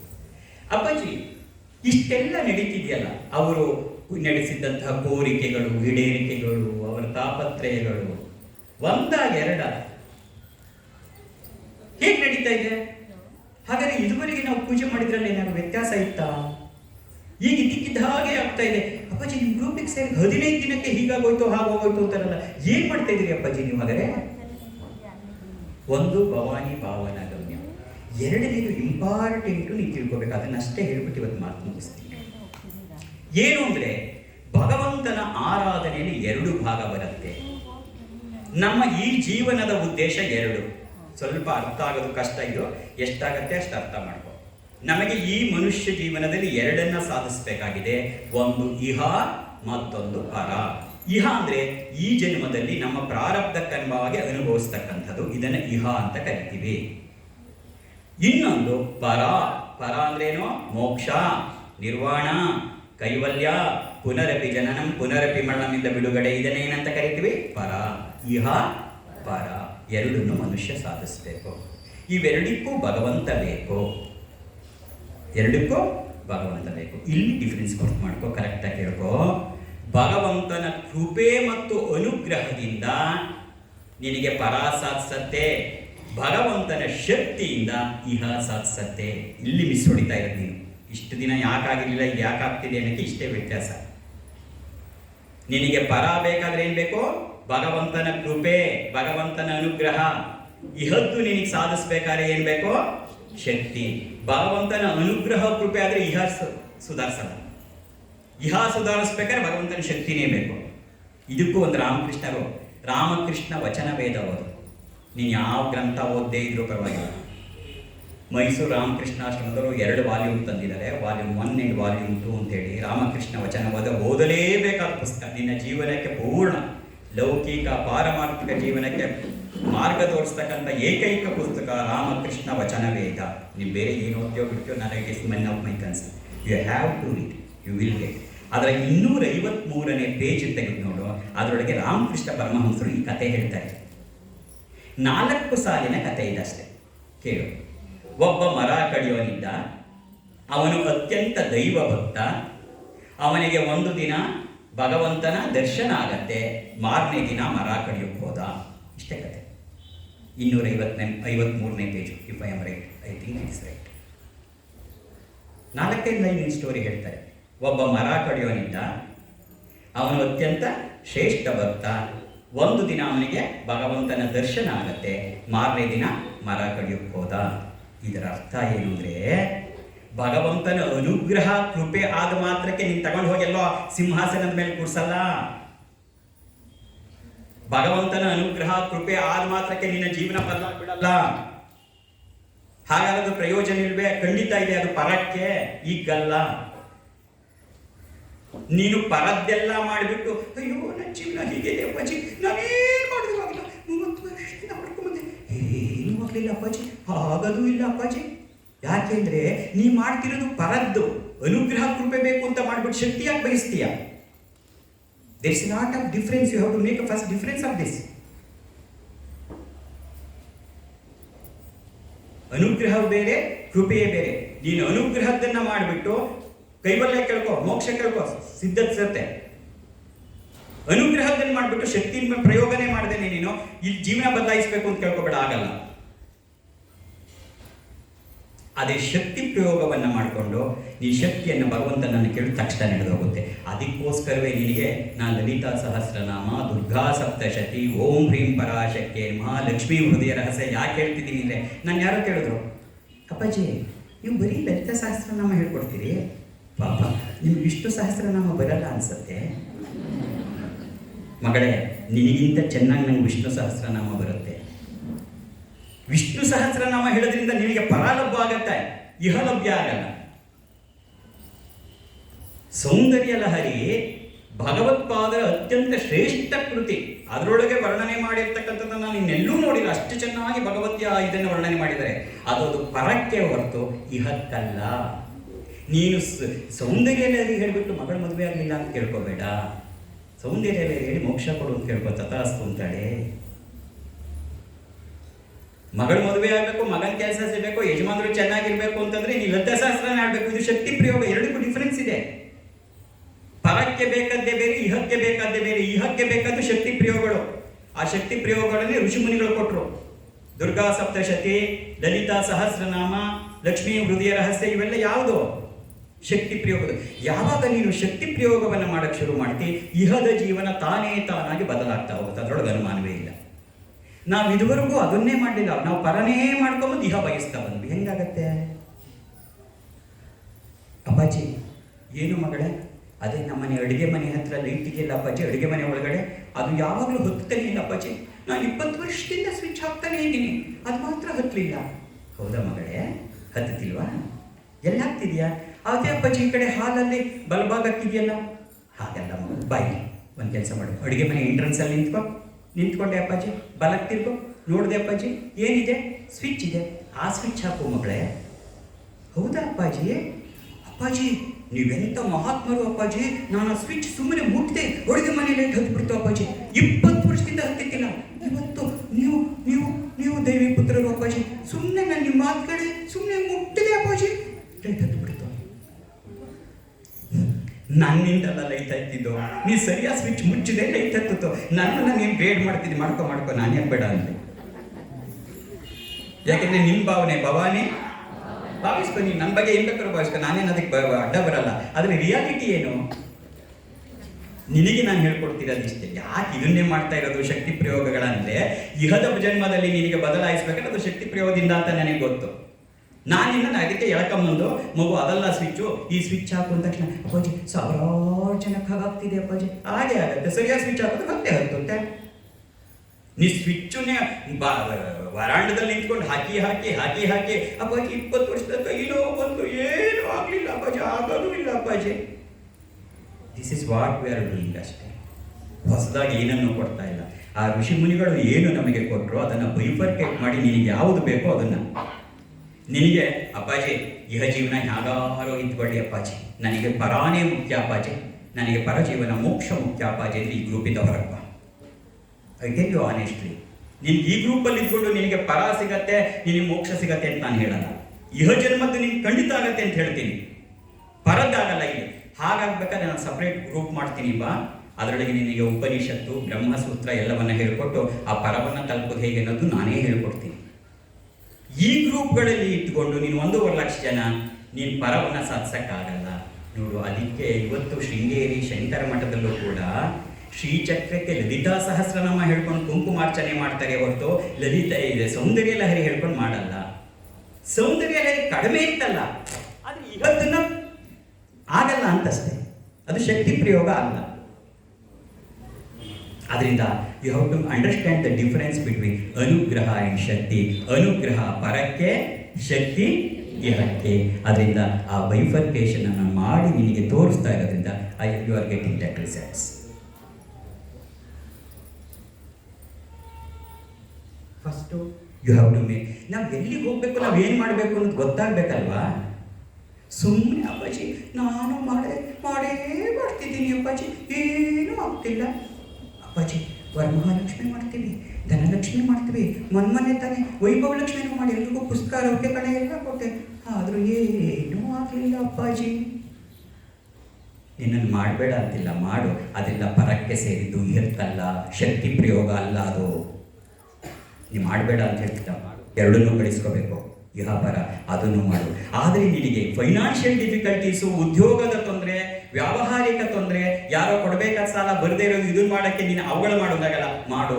Atharvana ವೇದದಲ್ಲಿ ಹೇಳಿರುವ ಶಕ್ತಿ ಪ್ರಯೋಗ, ಲಕ್ಷ್ಮೀ ಹೃದಯ ರಹಸ್ಯ ಮಾಡು ಅಂತ ಹಿಂಗೆ ಹೇಳ್ಕೊಟ್ಟೆ. ಮೊನ್ನೆನು ಬೆಂಗಳೂರಿಂದ ಈ 1 ತಿಂಗಳ ಹಿಂದೆ ಫೋನ್ ಮಾಡಿದ್ರು, ಅಪ್ಪಾಜಿ ಯಾರೋ 20 ಲಕ್ಷ ಇಟ್ಕೊಂಡು 5 ವರ್ಷ ಆಗಿತ್ತು ಕೊಡ್ತಾ ಇರಲಿಲ್ಲ, ಮೊನ್ನೆ ದಿನ ಒಂದು 20 ಲಕ್ಷನೂ ಕ್ಯಾಶ್ ಕೊಟ್ಬಿಟ್ಟು ಸಾರಿ ಹೇಳಿಬಿಟ್ಟು ಹೋದ್ರು ಅಪ್ಪಾಜಿ. This is how it happens. ಈ ಶಕ್ತಿ ಪ್ರಯೋಗ ಮಾಡಿದ್ರೆ ಇವತ್ತು ತಾನೇ ಬರುತ್ತೆ, ಇದ್ರೊಳಗೆ ವಿಶೇಷ ಏನಿಲ್ಲ. ಸರಿಯಾದ ಸ್ವಿಚ್ ಹಾಕಿದ್ರೆ ಹತ್ತೆ ಲೈಟು. ನೀ ಸರಿಯಾದ ಸ್ವಿಚ್ಚೇ ಹಾಕಿದ್ರೆ ಲೈಟ್ ಹತ್ತಿದ್ದಿಲ್ಲ ಅಂತಿದ್ದೆ. ನಾನು ಹೇಳಿರೋದು ಹಾಗೂ ಅದೆಲ್ಲ ಸ್ವಿಚ್ ಕಮ್ಮಿ ಈ ಪಕ್ಕಕ್ಕೆ ಬಾಕಿ ನೋಡಿ ಇದು ಹಾಕಿ. This is what we are doing in ಶಕ್ತಿ ಪ್ರಯೋಗ. ಅದರಿಂದ ಪರ ಇಹ, ಪರಕ್ಕೆ ಭಗವಂತನ ಅನುಗ್ರಹ, ಇಹಕ್ಕೆ ಭಗವಂತನ ಶಕ್ತಿ. ಎಲ್ಲರಿಗೂ ಒಂದು ಕಾಮನ್ ಕ್ವಶನ್ ಯಾವತ್ತೂ ಮನಸ್ಸಲ್ಲಿದೆ, ಶ್ರೀಕೃಷ್ಣ ಪರಮಾತ್ಮ ಭಗವಂತ ಅಲ್ಲವೇ? ಹಾಗಾದರೆ ಪಾಂಡವರ ವನವಾಸವನ್ನ, ಅಜ್ಞಾತವಾಸವನ್ನ, ಕುರುಕ್ಷೇತ್ರವನ್ನ ಯಾಕೆ ತಪ್ಪಿಸ್ತಿಲ್ಲ? ಕೃಷ್ಣನ ಕೈಲಿ ಆಗಲಿಲ್ವಾ ಅಂತ ಕೇಳಬಹುದು ಸ್ವಲ್ಪ ಬುದ್ಧಿವಂತರು, ಬುದ್ಧಿಜೀವಿಗಳು ಅನಿಸ್ಕೊಂಡವರು. You have to make a difference. ಇಡೀ ಪಾಂಡವರು ಭಗವಂತನ ಶಕ್ತಿಯನ್ನು ಅಪೇಕ್ಷಿಸಲಿಲ್ಲ, ಕೇವಲ ಭಗವಂತನ ಅನುಗ್ರಹವನ್ನೇ ಬೇಕು ಅಂತ ಕೇಳ್ಕೊಂಬಂದ್ರು. ಹಾಗಾಗಿ ಅವರು ಅನುಭವಿಸ್ತಾ ಬಂದರು. ಅವರಿಗೆ ಪರ ಬೇಕಿತ್ತು, ಇಹದ ಬಗ್ಗೆ ಅವರಿಗೆ ತಲೆ ಕೆಡಿಸ್ಕೊಳ್ಳಿಲ್ಲ. ಒಂದು ವೇಳೆ ಅವರು ಭಗವಂತನ ಶಕ್ತಿಯನ್ನು ಬಯಸಿದ್ದಿದ್ರೆ ಮಹಾಭಾರತ ಹೀಗಾಗ್ತಿರ್ಲಿಲ್ಲ, ಪೂರ್ತಿ ಉಲ್ಟಾ ಹೊಡೆದಿರೋದು. ಕೃಷ್ಣನಿಗೆ ಆಗಲ್ಲ ಅಂತಲ್ಲ, ಅವರು ಬಯಸಿದ್ದು ಅನುಗ್ರಹ ಕೊಟ್ಟ, ಅವರು ಶಕ್ತಿಯನ್ನು ಬಯಸ್ತಿಲ್ಲ. ಅಪ್ಪಾಜಿ ಇದು ನಿಮ್ದೇನಾದ್ರು ಕಲ್ಪನೆಯ ಅಲ್ಲ ಮಗಳೇ, ನೀವು ಓದು ಮಹಾಭಾರತ ಗೊತ್ತಾಗತ್ತೆ. ಯುದ್ಧ ಪ್ರಾರಂಭ ಆಗುವಾಗ ದುರ್ಯೋಧನ ಅರ್ಜುನ ಇಬ್ರು ಬಂದು ಕೂತ್ಕೋತಾರೆ. ಕೃಷ್ಣ ಮಲಗಿದ್ದಾನೆ, ಕೃಷ್ಣನ ಕಾಲು ಬಳಿಯಲ್ಲಿ ಕೂತಿದ್ದಾನೆ ಅರ್ಜುನ, ತಲೆಯ ಬಳಿ ಕೂತಿದ್ದಾನೆ ದುರ್ಯೋಧನ. ಎದ್ದವನು ಅರ್ಜುನನನ್ನು ಕಾಣ್ತಾನೆ, ನೀನು ನಾನು ನಿನ್ನನ್ನು ಫಸ್ಟ್ ನೋಡಿದೆ, ನೀನು ಕೇಳ್ಕೊ ಏನು ಬೇಕು, ನನ್ನ ಹತ್ರ ಎರಡಿದೆ, ಒಂದು ಅನುಗ್ರಹ ಶಕ್ತಿ. ಅನುಗ್ರಹ ಅಂದರೆ ನಾನು, ಶಕ್ತಿ ಇನ್ನೊಂದು 5 ಅಕ್ಷೋಹಿಣಿ ಸೈನ್ಯ. ನಿಂಗೆ ಯಾವುದು ಬೇಕು? ಅನುಗ್ರಹ ಬೇಕಾ, ಶಕ್ತಿ ಬೇಕಾ? ಅರ್ಜುನ ಏನಂದ? ಶಕ್ತಿ ಬೇಕು ಅಂತ ಕೇಳಿಲ್ಲ, ನೀನು ಬೇಕು. ನಾನು ಬರ್ತೀನಿ, ನಾನು ಯುದ್ಧ ಮಾಡಲ್ಲ, ಆದರೂ ನೀನು ಬೇಕು. ಅನುಗ್ರಹವನ್ನು ಬಯಸಿದ್ರೆ ಹೊರತು ಶಕ್ತಿಯನ್ನು ಬಯಸಿಲ್ಲ. ಅವತ್ತೇನಾದ್ರು ಶಕ್ತಿಯನ್ನು ಬಯಸಿದ್ರೆ ಮಹಾಭಾರತ ಬೇರೆ ಥರ ಹೋಗೋದು. ಇದು ನಿನಗೆ ಬೇಕಾದಷ್ಟು ಸಿಗ್ತಾ ಹೋಗುತ್ತೆ. ಕಟ್ಟ ಕಡೆಯಲ್ಲಿ ಕೃಷ್ಣ ಪರಂಧಾಮಕ್ಕೆ ಹೊರಡುವಾಗ ಬಂದು ಕೇಳ್ತಾನೆ, ಎಲ್ಲರನ್ನ ಮಾತಾಡಿಸ್ಕೊಂಡ್ ಬರ್ತಾನೆ. ಕುಂತಿ ಹತ್ರ ಬರ್ತಾನೆ. ಕುಂತಿ ಸೋದರತ್ತೆ ಆಗ್ಬೇಕು ಕೃಷ್ಣನಿಗೆ, ಅತ್ತೆ ನಿಮ್ಗೆ ಏನ್ ಬೇಕು ಕೇಳ್ಕೊ. ಆಗ ಕುಂತಿ ಹೇಳ್ತಾಳೆ, ಕೃಷ್ಣ ಕೊಡೋದಾದ್ರೆ ನಂಗೆ ಕಷ್ಟ ಕೊಡೋ. ಏನತ್ತೆ 12 ವರ್ಷ ವನವಾಸ ವನವಾಸ, 1 ವರ್ಷ ಅಜ್ಞಾತವಾಸ, ಈಗ ಕುರುಕ್ಷೇತ್ರ ಮುಗಿದು ಮಕ್ಕಳು ಈಗ ಹಸ್ತಿನಾವತಿಯ ಸಿಂಹಾಸನದಲ್ಲಿ ಮೇಲೆ ಕೂತಿದ್ದಾರೆ. ಈಗ ನಿನಗೆ ಕಷ್ಟ ಬೇಕು ಅಂತ ಕೇಳ್ತೀಯಲ್ಲೇ ಅತ್ತೆ, ಯಾಕೆ? ಆಗ ಕುಂತಿ ಹೇಳ್ತಾಳೆ ಒಂದು ಮಾತು, ಕೃಷ್ಣ, ನಮಗೆ ಕಷ್ಟ ಬಂದಾಗೆಲ್ಲ ಕೃಷ್ಣ ಅಂತ ಕೂಗ್ತೀವಿ, ನೀನು ಓಡೋಡಿ ಬರ್ತೀಯ. ಸುಖ ಬಂದ್ಬಿಟ್ರೆ ನಿನ್ನನ್ನು ಕೂಗಕ್ಕಾಗಲ್ಲ ಕೃಷ್ಣ. ನನಗೆ ಕಷ್ಟ ಸುಖದ ವ್ಯತ್ಯಾಸ ಬೇಡ ಕೃಷ್ಣ, ನನಗೆ ನೀನು ಬೇಕು, ಅದರಿಂದ ನನಗೆ ಕಷ್ಟವನ್ನೇ ಕೊಡು. That is they stand. They want ಅನುಗ್ರಹ, ದೇ ಡೋಂಟ್ ವಾಂಟ್ ಶಕ್ತಿ. ಅವರು ಇಹವನ್ನು ಬಯಸಲಿಲ್ಲ, ಬಯಸಿದ್ದು ಪರವನ್ನ ಮಾತ್ರ. ಹಾಗಾಗಿ ಹೀಗೆ ನಡೆದು ಹೋಯ್ತೆ ಹೊರತು ಕೃಷ್ಣನಿಗೆ ಶಕ್ತಿ ಇರಲಿಲ್ಲ ಅಂತ. ಕೃಷ್ಣನ ಶಕ್ತಿನ ಬಯಸಲಿಲ್ಲ. ನೀನು ಪರವನ್ನೇ ಬಯಸೋದಾದ್ರೆ ಬಾ, ನಿಂಗೆ ಹೇಳ್ಕೊಡ್ತೀನಿ ಪರವನ್ನ ಹೇಗೆ ಸಾಧಿಸ್ಬೇಕು ಅಂತ ಕರೆದ್ರೆ ಇವತ್ತು ಒಂದು ಗ್ರೂಪು ಆಗಲ್ಲ. ನಂಗೆ ಗೊತ್ತು, ಇದು 400 ಎಷ್ಟಾಯ್ತಪ್ಪ, 25 ಗ್ರೂಪ್ ಆಗ್ತಾ ಇದೆ. ಅದು ಒಂದು ಗ್ರೂಪು ಆಗಲ್ಲ ಅಂತ ನನಗೆ ಗೊತ್ತು. ಹೌದಾ ಅಪ್ಪಾಜಿ? ಎಲ್ಲರೂ ಹಾಗೇನಾ? ಎಲ್ಲರೂ ಹಾಗೆ ಈ ಜೀವನ ಸರಿಪಡಿಸ್ಕೊಡೋರೆ ಪರಕ್ಕೆ ಹೋಗೋರು ಯಾರೂ ಅಲ್ವಾ? ಇಲ್ಲ ಮಗಳೇ, ಯಾರೂ ಅಲ್ಲ. ಯಾಕಪ್ಪಾಜಿ? ಯಾಕೆ ಹೇಳ್ತೀನಿ ಕೇಳು ಮಗಳೇ. ಇವತ್ತು ಕೂತ್ಕೊಂಡು ನಾನು ನಿನಗೆ 1 ಗಂಟೆ, ಇನ್ನೂ 1 ಗಂಟೆ ತಗೋತೀಯ ಸೈಲೆಂಟಾಗಿ ಕೂತಿದೀಯಾ ಅಂತ. ಇಲ್ಲಿ ನೀ ಸೈಲೆಂಟ್ ಆಗಿರೋದಲ್ಲ, 1,500 ಜನ ಸೇರಿದ ದತ್ತ ಪೀಠಂ ಹೊಸಕೆರೆಹಳ್ಳಿ ಬೆಂಗಳೂರಲ್ಲೂ 1.5 ಗಂಟೆ 2 ಗಂಟೆ ಮಾತಾಡಿ ನನ್ನ ಮಗನೂ ಹೇಳ್ತಿದ್ದ ಅಲ್ಲಾಡದೆ ಕೂತಿದ್ರು ಅಂತ. ನಾನು 1 ಗಂಟೆ ಭಾಷಣ ಮಾಡಿಬಿಡೋದು, ಮಗು ಬ್ರಹ್ಮ ಸತ್ಯ ಜಗನ್ಮಿಥ್ಯ, ಬ್ರಹ್ಮ ಸತ್ಯ ಜಗನ್ಮಿಥ್ಯ ಅಂತ. ನೀನು ಅಂತೀಯ ಅಪ್ಪಾಜಿ ಎಷ್ಟು ಚೆನ್ನಾಗಿ ಹೇಳಿದ್ರಿ ಅಪ್ಪಾಜಿ, ನಿಜವಾಗ್ಲೂ ನೀವು ಹೇಳ್ತಿದ್ರೆ ಬ್ರಹ್ಮ ಸತ್ಯ ಜಗನ್ಮಿಥ್ಯ. ಅಪ್ಪಾಜಿ ನಾನು ಬೇರೆ ಬೇರೆ ಕಡೆ ಎಲ್ಲ ಹೋಗ್ತಿರ್ತೀನಿ, ಅಲ್ಲೆಲ್ಲ ಕೇಳಿದ್ದೀನಿ ಇದನ್ನೇ, ಆದರೆ ನಿಮ್ಮಷ್ಟು ಯಾರು ಚೆನ್ನಾಗಿ ಹೇಳಿಲ್ಲ ಅಪ್ಪಾಜಿ. ನೀವು ನಿರೂಪಣೆ ಮಾಡಿಬಿಟ್ರಿ ಅಪ್ಪಾಜಿ, ಬ್ರಹ್ಮ ಸತ್ಯ ಜಗನ್ಮಿಥ್ಯ ಅಂತ. ನಿಜವಾಗ್ಲೂ ಅಪ್ಪಾಜಿ ನನ್ನ ಜನ್ಮ ಸಾರ್ಥಕ ಆಯಿತು ಅಪ್ಪಾಜಿ ನಿಮ್ಮ ಮಾತು ಕೇಳಿ. ಸಂತೋಷ ಆಯ್ತಾ ಮಗಳೇ? ಬಾ ನಮಸ್ಕಾರ ಮಾಡು, ಅಕ್ಷತೆ ಕೊಡ್ತೀನಿ, ಹೋಗುವಂತೆ. ನೀನು ಸರಿ ಮಾಡಿಕೊಂಡು ಬಂದು ನಮಸ್ಕಾರ ಮಾಡ್ತೀಯ, ಮಾಡುವಾಗ ಹೇಳ್ತೀಯ ಅಪ್ಪಾಜಿ ನೀವು ಫೋನಲ್ಲಿ ಮಾತಾಡಿದ್ದಲ್ಲ, ಮೆಸೇಜು ಕಳಿಸಿದೆ, ಅದೇ ನನ್ನ 3ನೇ ಮಗಳು 31 ಕೊಡ್ತು ಅಪ್ಪಾಜಿ, ಯಾವುದು ಮದುವೆ ಆಗ್ತಿಲ್ಲ ಅಪ್ಪಾಜಿ, ಅವಳು ಯಾವುದು ಒಪ್ಪೋದೂ ಇಲ್ಲ ಅಪ್ಪಾಜಿ. ಆಮೇಲೆ ನಾನು ಹೇಳಿದ್ದಲ್ಲ ಅಪ್ಪಾಜಿ, ಅದೇ ನನ್ನ 2ನೇ ಮಗ ಇಂಜಿನಿಯರ್ ಆಗಿದ್ದ ಅಂತ, ಕರೋನಾ ಬಂತು ಅಂತ ಅವನ ಕಂಪ್ನಿಯಿಂದ ತೆಗೆದುಬಿಟ್ರು ಅಪ್ಪಾಜಿ. 6 ತಿಂಗಳಿಂದ ಅವನಿಗೆ ಬೇರೆ ಕೆಲಸ ಸಿಗ್ತಿಲ್ಲ, ಅವನು ಕೆಲಸ ಹುಡುಕ್ತಾ ಇದ್ದಾನೆ ಅಪ್ಪಾಜಿ. ಅಪ್ಪಾಜಿ ಅವನಿಷ್ಟೆಲ್ಲ ಒಂದು ಮನೇಲಿ ಕೂತಿರೋದನ್ನ ನೋಡಿದ್ರು ನಂಗೆ ಹೊಟ್ಟೆ ಉರಿದು ಹೋಗ್ತಾ ಇದೆ ಅಪ್ಪಾಜಿ. ಅಪ್ಪಾಜಿ ಅವನಿಗೆ ಕೆಲಸ ಸಿಗ್ತಿಲ್ಲ ಅಪ್ಪಾಜಿ. ಮಗು ಬ್ರಹ್ಮ ಸತ್ಯ ಜಗನ್ಮಿಥ್ಯ. ಹೌದು ಅಪ್ಪಾಜಿ, ಬ್ರಹ್ಮ ಸತ್ಯ ಜಗನ್ಮಿಥ್ಯ ಸರಿ ಅಪ್ಪಾಜಿ, ಆದರೆ ಅದೇ ನನ್ನ 3ನೇ ಮಗಳ ಮದುವೆ, 2ನೇ ಮಗಂದು ಕೆಲಸ. ಮಗು ಬ್ರಹ್ಮ ಸತ್ಯ ಜಗನ್ಮಿಥ್ಯ. ಅಪ್ಪಾಜಿ ಜಗತ್ತಲ್ಲ ಮಿಥ್ಯ, ನೀವು ಮಿಥ್ಯ, ನಾನು ಸತ್ಯ. ಅನುಭವಿಸ್ತಿರೋಳು ನನಗೆ ಗೊತ್ತು ನನ್ನ ಕಷ್ಟ ಏನು ಅಂತ. ನೀವಿಲ್ಲಿ ಕೂತ್ಕೊಂಡು ಜಗನ್ಮಿಥ್ಯ ಜಗನ್ಮಿಥ್ಯ ಅಂದ್ರೆ ಜಗನ್ಮಿಥ್ಯ ಆಗಲ್ಲ ಅಪ್ಪಾಜಿ, ನಾ ಬರ್ತೀನಿ ಹೇಳಿ ನೀನು ಅಕ್ಷತೆ ಉಳಿಸ್ಕೊಳ್ಳದೆ ಹೊರಟೋಗ್ತೀಯ. That is the reality. ಇವತ್ತಿನ ಜೀವನವೂ ಮುಖ್ಯ ಮಗನೇ, ಪರ ಬೇಡ ಅಂತ ನಾನು ಹೇಳ್ತಿಲ್ಲ, ಆದರೆ ಇಹ ಜನ್ಮವನ್ನು ಸರಿಪಡಿಸ್ಕೊಳ್ಳದೆ ನೀನು ಪರಕ್ಕೆ ಬರಕ್ಕಾಗಲ್ಲ. 1 ಗಂಟೆ ನಿನಗೆ ಕೂತ್ಕೊಂಡು ನಾನು ಭಕ್ತಿ ಶ್ರದ್ಧೆ ಬಗ್ಗೆ ಹೇಳಿಬಿಡ್ಬೋದು, ಅಂದರೆ ನಿನ್ನಲ್ಲಿ ಭಕ್ತಿ ಶ್ರದ್ಧೆ ಉಂಟಾಗತ್ತಾ? ಖಂಡಿತ ಇಲ್ಲ. ನಿನ್ನ ಜೀವನದಲ್ಲಿ ಆ ದೈವಿಕ ಶಕ್ತಿಯಿಂದ ಒಂದು ಕೋರಿಕೆ ಎಳೆದರೆ, ಒಂದು ಪರಿವರ್ತನೆ ನಡೆದರೆ, ಒಂದು ಅನುಭವ ಆದರೆ, ನಾನು 1 ಗಂಟೆ 1 ತಿಂಗಳು ಭಾಷಣ ಮಾಡಬೇಕಾಗಿಲ್ಲ ಭಕ್ತಿ ಶ್ರದ್ಧೆ ಬಗ್ಗೆ, ನಿನಗೆ ತಾನಾಗಿ ಉಕ್ಕುತ್ತೆ. ಆಗ ನಿನ್ನನ್ನು ಕರ್ಕೊಂಡು ಹೋಗೋಕ್ಕೆ ನನಗೆ ಸರಾಗತ್ತೆ. ಅದಕ್ಕೋಸ್ಕರ ಈ ಶಕ್ತಿ ಪ್ರಯೋಗಗಳೇ ಹೊರತು ಶಕ್ತಿ ಪ್ರಯೋಗ ಶ್ರೇಷ್ಠ ಅಂತಲ್ಲ, ಆದರೆ ಇದು ಅನಿವಾರ್ಯ, ಜೀವನದ ಅನಿವಾರ್ಯ. ಟೈಮು ನಾನು ಗಡಿಯಾರ ಇಟ್ಬಿಡಪ್ಪ ಮೇಲೆ ಬೇಡವಾ?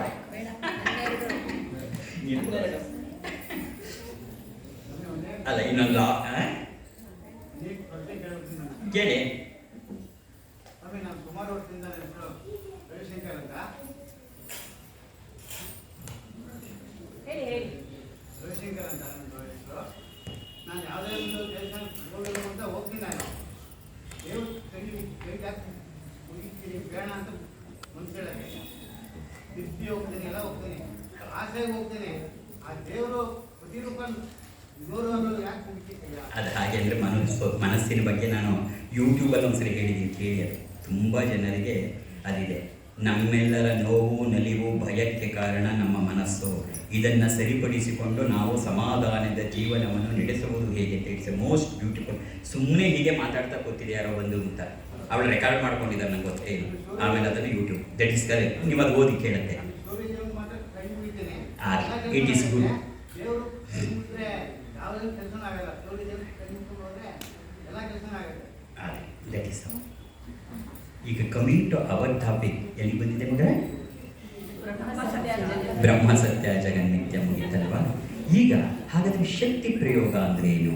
ಅಂದರೆ ಇದೇ ಲಲಿತಾ ಸಹಸ್ರನಾಮ, ದುರ್ಗಾ ಸಪ್ತಶತಿ, ಇವೆಲ್ಲವನ್ನು ನಮ್ಮ ಋಷಿಮುನಿಗಳು ಕೊಟ್ಟಿರೋದು. ಯಾಕೆ ಕೊಟ್ಟರು ಅಂದರೆ, ನಮ್ಮ ಋಷಿಮುನಿಗಳು ತಪಸ್ಸು ಮಾಡಿದಾಗ ನೋಡಿದ್ರು, ಅಯ್ಯೋ ಬ್ರಹ್ಮಾಂಡದಲ್ಲಿ ಇಂತಹ ಇಷ್ಟೊಂದು ದೈವಿಕ ಶಕ್ತಿ ಇದೆಯಲ್ಲ, ಇದನ್ನು ಹೇಗೆ ನಾವು ಮಾನವ ಜನಾಂಗದ ಒಳಿತಿಗೆ ಬಳಸ್ಕೋಬಹುದು ಅಂತ ಅವ್ರಿಗೆ ಯೋಚನೆ ಬಂತು. ಇವತ್ತೂ ಇದೆ. 8ನೇ ಕ್ಲಾಸ್ ಹುಡುಗನ್ ಕೇಳು, what is law of conservation of energy ಅಂತ. ಎನರ್ಜಿ, ಮೇಡಮ್ನವ್ರು ಇಲ್ಲೇ ಇದ್ದಾರೆ, energy can neither be created nor be destroyed, but one form of energy can be converted into another form. ಶಕ್ತಿಯನ್ನು ಸೃಷ್ಟಿಸಲು ಸಾಧ್ಯ ಇಲ್ಲ, ನಾಶ ಮಾಡಲು ಸಾಧ್ಯ ಇಲ್ಲ, ಆದರೆ ಒಂದು ಶಕ್ತಿಯನ್ನು ಮತ್ತೊಂದು ಶಕ್ತಿಯಾಗಿ ಪರಿವರ್ತಿಸಬಹುದು. ನಮ್ಮ ಋಷಿಮುನಿಗಳು ಕೊಂಡ್ರು, ಅಲ್ಲ ಈ ಶಕ್ತಿಯನ್ನು ಬದಲಾಯಿಸಬಹುದು ಅಂದ್ರಲ್ಲ, ಪರಿವರ್ತಿಸಬಹುದು ಅಂದ್ರಲ್ಲ, ಈ ದೈವಿಕ ಶಕ್ತಿಯನ್ನು ಪರಿವರ್ತಿಸಿ ಮನುಷ್ಯರು ತಮ್ಮ ಒಳಿತಿಗಾಗಿ ಯಾಕೆ ಬಳಸ್ಕೊಳಕ್ಕಾಗಲ್ಲ? ಶಕ್ತಿ ಪ್ರಯೋಗ ಆಗಲೇ ಬಂತು. ಸೈಂಟಿಸ್ಟ್ ಈಗ ಹೇಳಿದ್ರು, ಸೈನ್ಸು ಅದನ್ನು ಅವರೇನ್ ಮಾಡಿದ್ರು,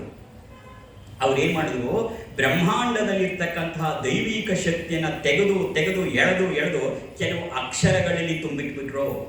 ಅದನ್ನೇ ಬೀಜಾಕ್ಷರಗಳು ಅಂತಾರೆ. ಬೀಜಾಕ್ಷರಗಳು ಅಂದ್ರೇನು? ದೈವಿಕ ಶಕ್ತಿಯನ್ನ ಒಂದೊಂದು ಅಕ್ಷರದಲ್ಲಿ ನಮ್ಮ ಋಷಿಮುನಿಗಳು ತುಂಬಿಟ್ರು, ಅದನ್ನೇ ಬೀಜಾಕ್ಷರ. ಓಂ ಹ್ರೀಂ ಕ್ಲೀಂ ಐಂ ಸೌಭೃತಮೂರ್ತಿಗೆ ಒಂದೊಂದು ಬೀಜಾಕ್ಷರ ಒಂದೊಂದು, ಅವೆಲ್ಲ ಕೂಡ ಶಕ್ತಿಯ ಅಗರ, ಬರೀ ಅಕ್ಷರ ಅಲ್ಲ ಅದು. It's a power packet. ಒಂದೊಂದು ಕೆಲಸ ಮಾಡುತ್ತೆ. ನಮ್ಮ ಋಷಿಮುನಿಗಳ ಕೊಡುಗೆ ಅದು, ನಮಗೆ ಕೊಟ್ಟಿರೋದು. ಗೃಹಸ್ಥರು ಅವರು ತಮ್ಮ ಕಷ್ಟ ಕಾರ್ಪಣ್ಯಗಳನ್ನು ಕರ್ಕೊಂಡು ಅವರ ಕೋರಿಕೆಗಳನ್ನು ಈಡೇರಿಸಿಕೊಳ್ಳಲು ಸೇಫ್ ಆಗಿರ್ತಕ್ಕಂಥ, ಯಾಕೆಂದ್ರೆ ಬೀಜಾಕ್ಷರ ಶಕ್ತಿಯುತವಾದದ್ದು, ಮಕ್ಕಳ ಕೈಗೆ ಅಟಾಂಬಂ ಕೊಡಬಾರ್ದು. ಶಕ್ತಿಯುತವಾಗಿರಬೇಕು, ಆದರೆ ಸಾಫ್ಟ್ ಆಗಿರಬೇಕು, ಕಿರಿಕ್ಸ್ ಹೊಡಿಬಾರ್ದು. ಅಂಥದನ್ನು ಕಂಡುಹಿಡಿದ್ರು. ಅದೇ ಹ್ರೀಂ, HREEM, ಹ್ರೀಂ. ಹಾಗೊಂದು ಹಿ ದೀರ್ಘ 0 ರಾವತ್ತು ಹ್ರೀಂ ಅಂತಕ್ಕಂಥ ಬೀಜಾಕ್ಷರ ಅಷ್ಟು ಶಕ್ತಿಯುತವಾದದ್ದು, ಅಷ್ಟೇ ಸೇಫ್ ಆಗಿರೋದು. ಬರೀ ಹ್ರೀಂ ಅಂತ ಹೇಳುವುದ್ರೆ ಕಷ್ಟ ಆಗತ್ತೆ ಅಂತ ಪಕ್ಕಕ್ಕೆ ಒಂದು ಓಂ ಇಟ್ರು, ಈ ಕಡೆ ಪಕ್ಕಕ್ಕೆ ಪರಾಶಕ್ತಿಯೇ ನಮಃ ಇಟ್ರು, ಒಂದು ಮಂತ್ರ ಮಾಡಿದ್ರು. ನೀನು ಅದನ್ನು ಹೇಳ್ತಾ ಹೋಗು, ಆ ಶಕ್ತಿ ಉತ್ಪನ್ನ ಆಗತ್ತೆ. ಅದು 1000 ಜನಕ್ಕೆ ಪ್ರೂವ್ ಆಗೋಯ್ತು. 9 ಸರಿ ನನ್ನ ಜೊತೆ ಹೇಳು. ಓಂ ಹ್ರೀಂ ಪರಾಶಕ್ತಿಯೇ ನಮಃ.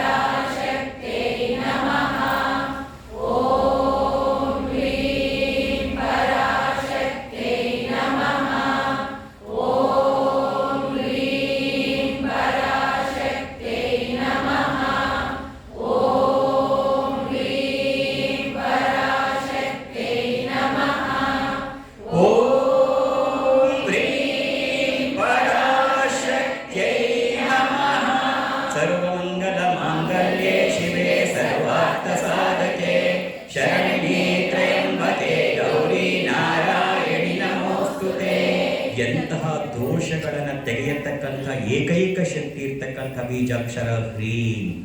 ಜಾತಕ ದೋಷ ಇರಬಹುದು, ಗ್ರಹ ದೋಷ ಇರಬಹುದು, ಪಂಚಾಂಗ ದೋಷ ಇರಬಹುದು, ನಕ್ಷತ್ರ ದೋಷ ಇರಬಹುದು, ನಾಗದೋಷ ಇರಬಹುದು, ಶನಿ ದೋಷ ಇರಬಹುದು.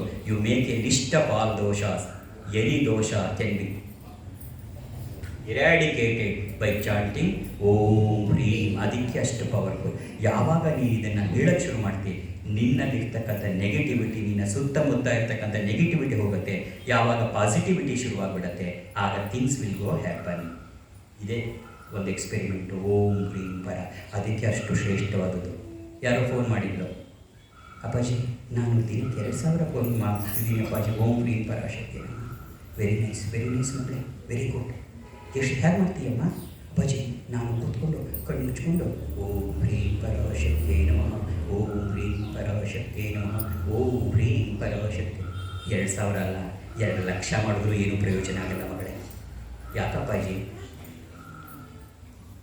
ಬೀಜಾಕ್ಷರಗಳ ಶಕ್ತಿ ಉತ್ಪನ್ನ ಆಗೋದು ಅದರ ಸ್ವರದಿಂದ.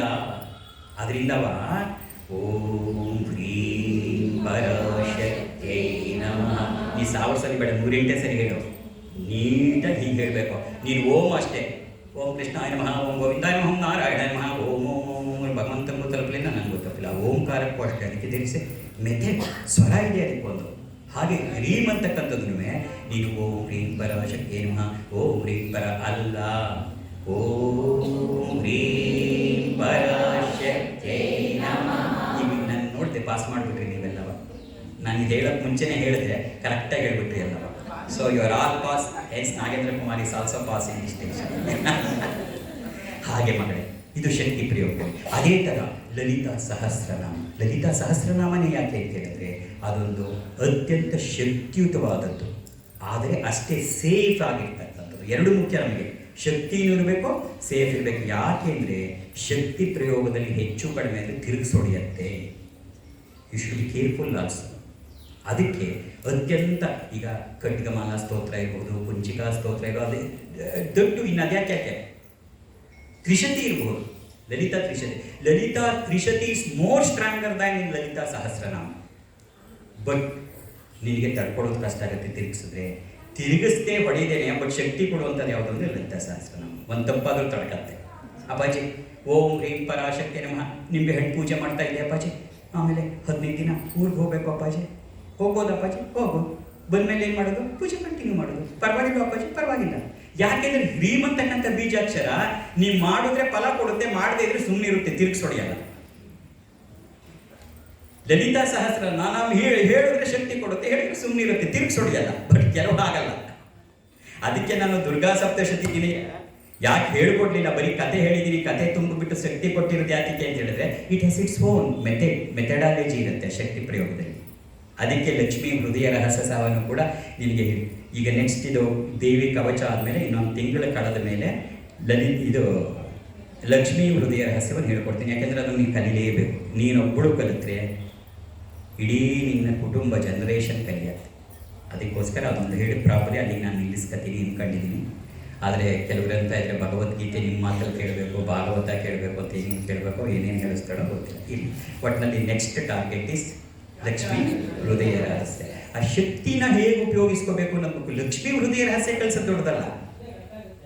How to make use of that energy. It's a power packet. ಹೌದಾ? ಹೌದು ಅಪ್ಪಾಜಿ, ಹಾಗೆ ನಾನು ಬೇಕು ತಗೋ. ಹೀಗೆ ಗುರಿ ಇಟ್ಟು ಹೊಡಿ ಮಗಳೇ, ಹೋಗುತ್ತೆ ಅಂತ ತೋರಿಸ್ಕೊಡ್ಬೇಕಷ್ಟೇ. ಸುಮ್ಮನೆ ಒಂದು ಕಡೆ ಬಿಡು, ಸುಮ್ಮನೆ ಹೊಡಿ ಇದ್ದಲ್ಲಿ ಅದಲ್ಲ. That solve. ನೀನು ಎಳೆದು ಬಿಟ್ಟರೆ ಅದು ಹೋಗಿ ಶಾರ್ಟ್ ಆಗಬೇಕಲ್ಲ. It has to reach its goal. That is the very purpose.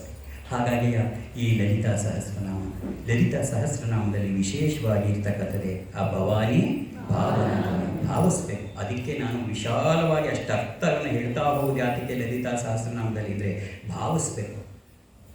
ಒಂದು ಸರಿ ಕೇಳ್ಬಿಟ್ಟು ಸುಮ್ಮನೆ ಆಗೋದಲ್ಲ, ಇನ್ನೊಂದು ಸರಿ ರಿಪೀಟ್ ಮಾಡಿ ನಿಂತಿದ್ದಾರೆ ಕೆಲವರು. ಎಲ್ಲ ಡಿಲೀಟ್ ಆಗಿಬಿಟ್ಟಿದೆ ಅಪ್ಪಾಜಿ, ನೀವು ಇಷ್ಟೆಲ್ಲ ಇವಾಗ ಬಂದು ಹೇಳ್ತಿದ್ದೀರಿ, ನಮ್ಗೆ ಅದು ಇಂಪಾರ್ಟೆನ್ಸ್ ಗೊತ್ತಿದ್ದಿಲ್ಲ, ನಾವೇ ಡಿಲೀಟ್ ಮಾಡಿಬಿಟ್ಟಿದ್ವಿ ಅನಿವಾರ್ಯವಾಗಿ. ಹಾಗಾಗಿ ಇನ್ನೊಂದು ಸರಿ ಹಾಕಿ ಕೇಳ್ತೀರಿ. I will repeat it because ಮತ್ತೆ ನೀವು ಕೇಳಬೇಕು. ಅದನ್ನು ಎಷ್ಟು ಸರಿ ಕೇಳಬೇಕು ಅಂದರೆ ಅದು ನಿನಗೆ ಹೃದ್ಗತ ಆಗಿಬಿಡ್ಬೇಕು. ಮನಸ್ಸಲ್ಲಿ ನಿಲ್ಲದಲ್ಲ, ಹೃದ್ಗತ ಆಗಿ ನೀನು ಹೊರಗಡೆ ಪಾರಾಯಣ ಮಾಡ್ತಿದ್ರೆ ಆ ಭಾವನೆಗಳು ತಾನಾಗಿ ಉತ್ಪನ್ನ ಆಗಬೇಕು. ನಾಮ ಪಾರಾಯಣ ಪ್ರೀತ ನಲ್ಲಿ ವಿದ್ಯಾ ನಟೇಶ್ವರಿ. 5-6 ಸೆಕೆಂಡ್ ಸಾಕಿಷ್ಟು ಹೇಳಕ್ಕೆ. ಈ ಸೆಕೆಂಡ್ ಒಳಗಡೆ ನೀನು ನಿನ್ನ ಪಾಡಿ ನೀನು ಹೇಳ್ತಾ ಹೋಗೋ. ಒಳಗಡೆ ಹೃದಯದಲ್ಲಿ ಭಾವನೆಗಳು, ಅಮ್ಮ ನಿನ್ನ ಅಮ್ಮ ಅಂದರೆ ಸಾಕು, ಓಡ್ ಬರ್ತೀಯ ಅಲ್ವೇನೆ ಅಮ್ಮ, ಅದು ತಾನೇ ಹೋಗಬೇಕು. ನೀವು ಇಲ್ಲಿ you have to make a difference.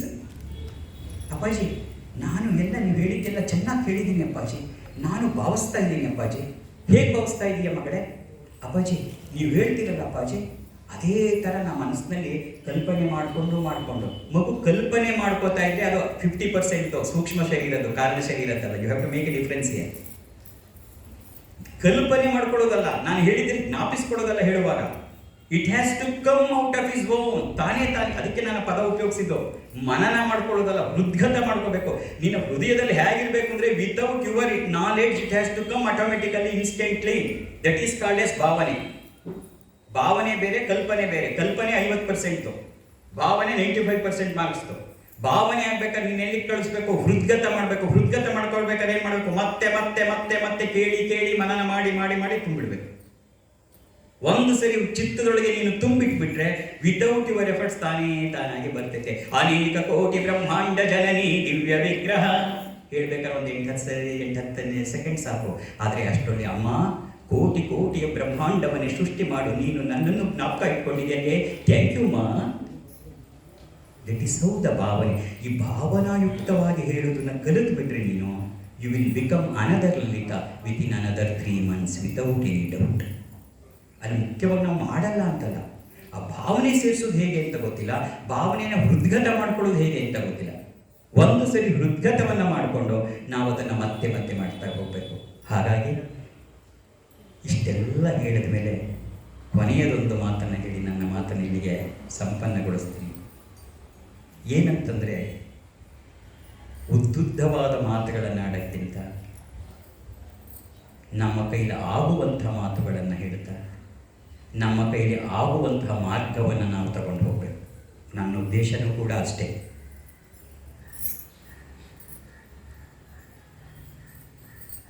ಜೀವನದ ಪ್ರಮುಖವಾದಂಥ ಉದ್ದೇಶ ಪರಾನೇ ಹೊರತು ಇಹ ಅಲ್ಲ. ಪ್ರಮುಖವಾದಂಥ ಉದ್ದೇಶ ಪರಾನೇ, ಕೈವಲ್ಯವೇ, ಮೋಕ್ಷವೇ, ಅದರೊಳಗೆ ಅನುಮಾನ ಇಲ್ಲ. ಆದರೆ ಇಹವನ್ನು ಬಿಟ್ಟು ಹೋಗೋಕ್ಕಾಗಲ್ಲ ಅಂತ ಇಹದ ಜೊತೆ ಬಂದಿದ್ದೀನಿ ಹೊರತು ಇಲ್ಲೇ ಬಿಟ್ಟು ಹೋಗೋಕ್ಕಾಗಲ್ಲ. ನಿಜವಾಗಿ ನಾನು ಹೇಳಿದ್ದು ಕೂಡ, ನಾವಿದ್ದಿದ್ದು ಕೂಡ ಪರದಲ್ಲೇ ಇದ್ದಿದ್ದು. ನನಗೂ ಕೂಡ ಇಹದ ಬಗ್ಗೆ ಬೇಕಿರಲಿಲ್ಲ, ಯಾಕೆಂದರೆ ನನಗೆ ಆಗಬೇಕಾದ್ದು ಏನೂ ಇದ್ದಿಲ್ಲ. ಆದರೆ ನನ್ನ ಗುರುಗಳು ನನಗೊಂದು ಪ್ರೇರಣೆ ಕೊಟ್ಟಿದ್ದರಿಂದ ವಾಪಸ್ಸು ಬಂದು ಈ ಶಕ್ತಿ ಪ್ರಯೋಗಗಳನ್ನು ನಿಮಗೆ ಹೇಳ್ಕೊಡ್ತಾ ಇರೋದಷ್ಟೇ. ಅದೊಂದು ಘಟನೆ ನಡೀತು. ಇದು ವಿವೇಕಾನಂದರ ಜೀವನದಲ್ಲೂ ಕೂಡ ನಡೀತು. ಅದೇ ಘಟನೆ ರಿಪೀಟ್ ಆಯ್ತಷ್ಟೇ. ಇನ್ನೇನು ಗಂಟಲು ಕ್ಯಾನ್ಸರಿಂದ ಬಳಲ್ತಾ ಇದ್ದಾರೆ ರಾಮಕೃಷ್ಣ ಪರಮಹಂಸರು. ಕಾಶೀಪುರದ ಉದ್ಯಾನವನದ ಮಹಡಿಯ ಮೇಲಿನ ಮನೆಯಲ್ಲಿ ಅವರಿದ್ದಾರೆ. ಆಗ ನರೇಂದ್ರ ಅತ್ಯುನ್ನತ ಸ್ಥಿತಿಯಲ್ಲಿದ್ದ. ಹೇಗೆ ಅಂದರೆ ಕೂತರೆ ಗಂಟೆಗಟ್ಟಲೆ ಆ ಸಮಾಧಿ ಸ್ಥಿತಿಯಲ್ಲಿ ಆ ಬ್ರಹ್ಮಾನಂದವನ್ನು ಅನುಭವಿಸ್ತಾ ಇದ್ದ ಸ್ಥಿತಿ. ಬಂದು ಕೇಳ್ತಾನೆ, ನಮಸ್ಕಾರ ಮಾಡ್ತಾನೆ. ರಾಮಕೃಷ್ಣರು ಬಳಲಬೇಕಿದ್ದಾರೆ. ಕೇಳ್ತಾರೆ, ನರೇಂದ್ರ ನಿನಗೇನು ಬೇಕು? ಆಗ ಹೇಳ್ತಾನೆ ನರೇಂದ್ರ, ಮಹಾರಾಜ್, ಈ ಬ್ರಹ್ಮಾನಂದದ ಸ್ಥಿತಿ ನನ್ನಲ್ಲಿ ಯಾವಾಗಲೂ ಇರುವ ಹಾಗೆ ಮಾಡಿಬಿಡಿ. ನನ್ನ ಜೀವನ ಪರ್ಯಂತ ಕೊನೆಯ ಸ್ಥಿತಿ, ಕೊನೆಯ ಉಸಿರಿರುವವರೆಗೂ ನನಗೆ ಆ ಬ್ರಹ್ಮಾನಂದದಲ್ಲಿ ಇರುವಂತೆ ಅನುಗ್ರಹಿಸಿ. ಆವಾಗ ರಾಮಕೃಷ್ಣ ಹೇಳ್ತಾರೆ, ಛೀ, ಥೂ, ನಾಚಿಕೆ ಆಗಲ್ಲ ನಿನಗೆ? ಇವ್ರಿ ಇದೇ ಪದಗಳು ಉಪಯೋಗಿಸ್ತಾರೆ ಅವರು ನರೇಂದ್ರನಿಗೆ. ಛೀ, ಥೂ, ನಾಚಿಕೆ ಆಗಲ್ಲ ನಿನಗೆ? ನಿನ್ನೊಬ್ಬನ ಸುಖವನ್ನು ಬಯಸ್ತೀಯ? ಅದಕ್ಕಿಂತ ಬಹಳಷ್ಟು ಆನಂದವನ್ನು ಕೊಡ್ತಕ್ಕಂಥ ಹಿಂದೆ ತಿರುಗಿ ನೋಡು, ಕೋಟ್ಯಾಂತರ ನಿನ್ನ ಸೋದರ ಸೋದರಿಯರಿದ್ದಾರೆ, ಅವ್ರ ಬಗ್ಗೆ ನೀನು ಯೋಚನೆ ಮಾಡಲ್ವಾ? ಕೇವಲ ನೀನೊಬ್ಬ ಆನಂದದಲ್ಲಿ ಇಟ್ಬಿಟ್ರೆ ಜೀವನ ಸಾಕಾಯ್ತು ಅನ್ಕೋತೀಯಾ? ನೋಡು, ನಿನ್ನ ಆನಂದವನ್ನ ಪೆಟ್ಟಿಗೆಯಲ್ಲಿಟ್ಟು ಬೀಗಕ್ಕೆ ಹಾಕಿ ಆ ಬೀಗದ ಕೀನ ನನ್ನೊಳಗೆ ಇಟ್ಕೊಂಡಿದ್ದೀನಿ, ನೀನು ಕೊಡಲ್ಲ, ಹೋ ಅಂತ ಕಳಿಸ್ತಾರೆ. ಅದೇ ಕೆಲಸವನ್ನು ನನ್ನ ಗುರುಗಳು ಮಾಡಿದ್ರು. ನಾನು ಕೂಡ ಅತ್ಯುನ್ನತ ಸ್ಥಿತಿಯಿದೆ, ಹೇಳ್ಕೋಬಾರ್ದು. I was in a very very very, ಎಷ್ಟು ಎತ್ತರಕ್ಕೆ ಕರ್ಕೊಂಡು ಹೋಗ್ಬಿಟ್ಟಿದ್ಲು ತಾಯಿ ಅಂದರೆ, ಒಂದು ದಿನ ನನ್ನ ತೀರು ಹೋದ್ಮೇಲೆ ನಾನು ಒಬ್ಬನೇ ಇದ್ದಿದ್ದು. ಎಷ್ಟು ಉನ್ನತ ಸ್ಥಿತಿಯಲ್ಲಿ ಇಟ್ಟಿದ್ಲು ತಾಯಿ ಅಂದರೆ, ಕಳಶ ಇಟ್ಕೊಂಡು ಪಂಚಪಾತ್ರೆ ಇಟ್ಕೊಂಡು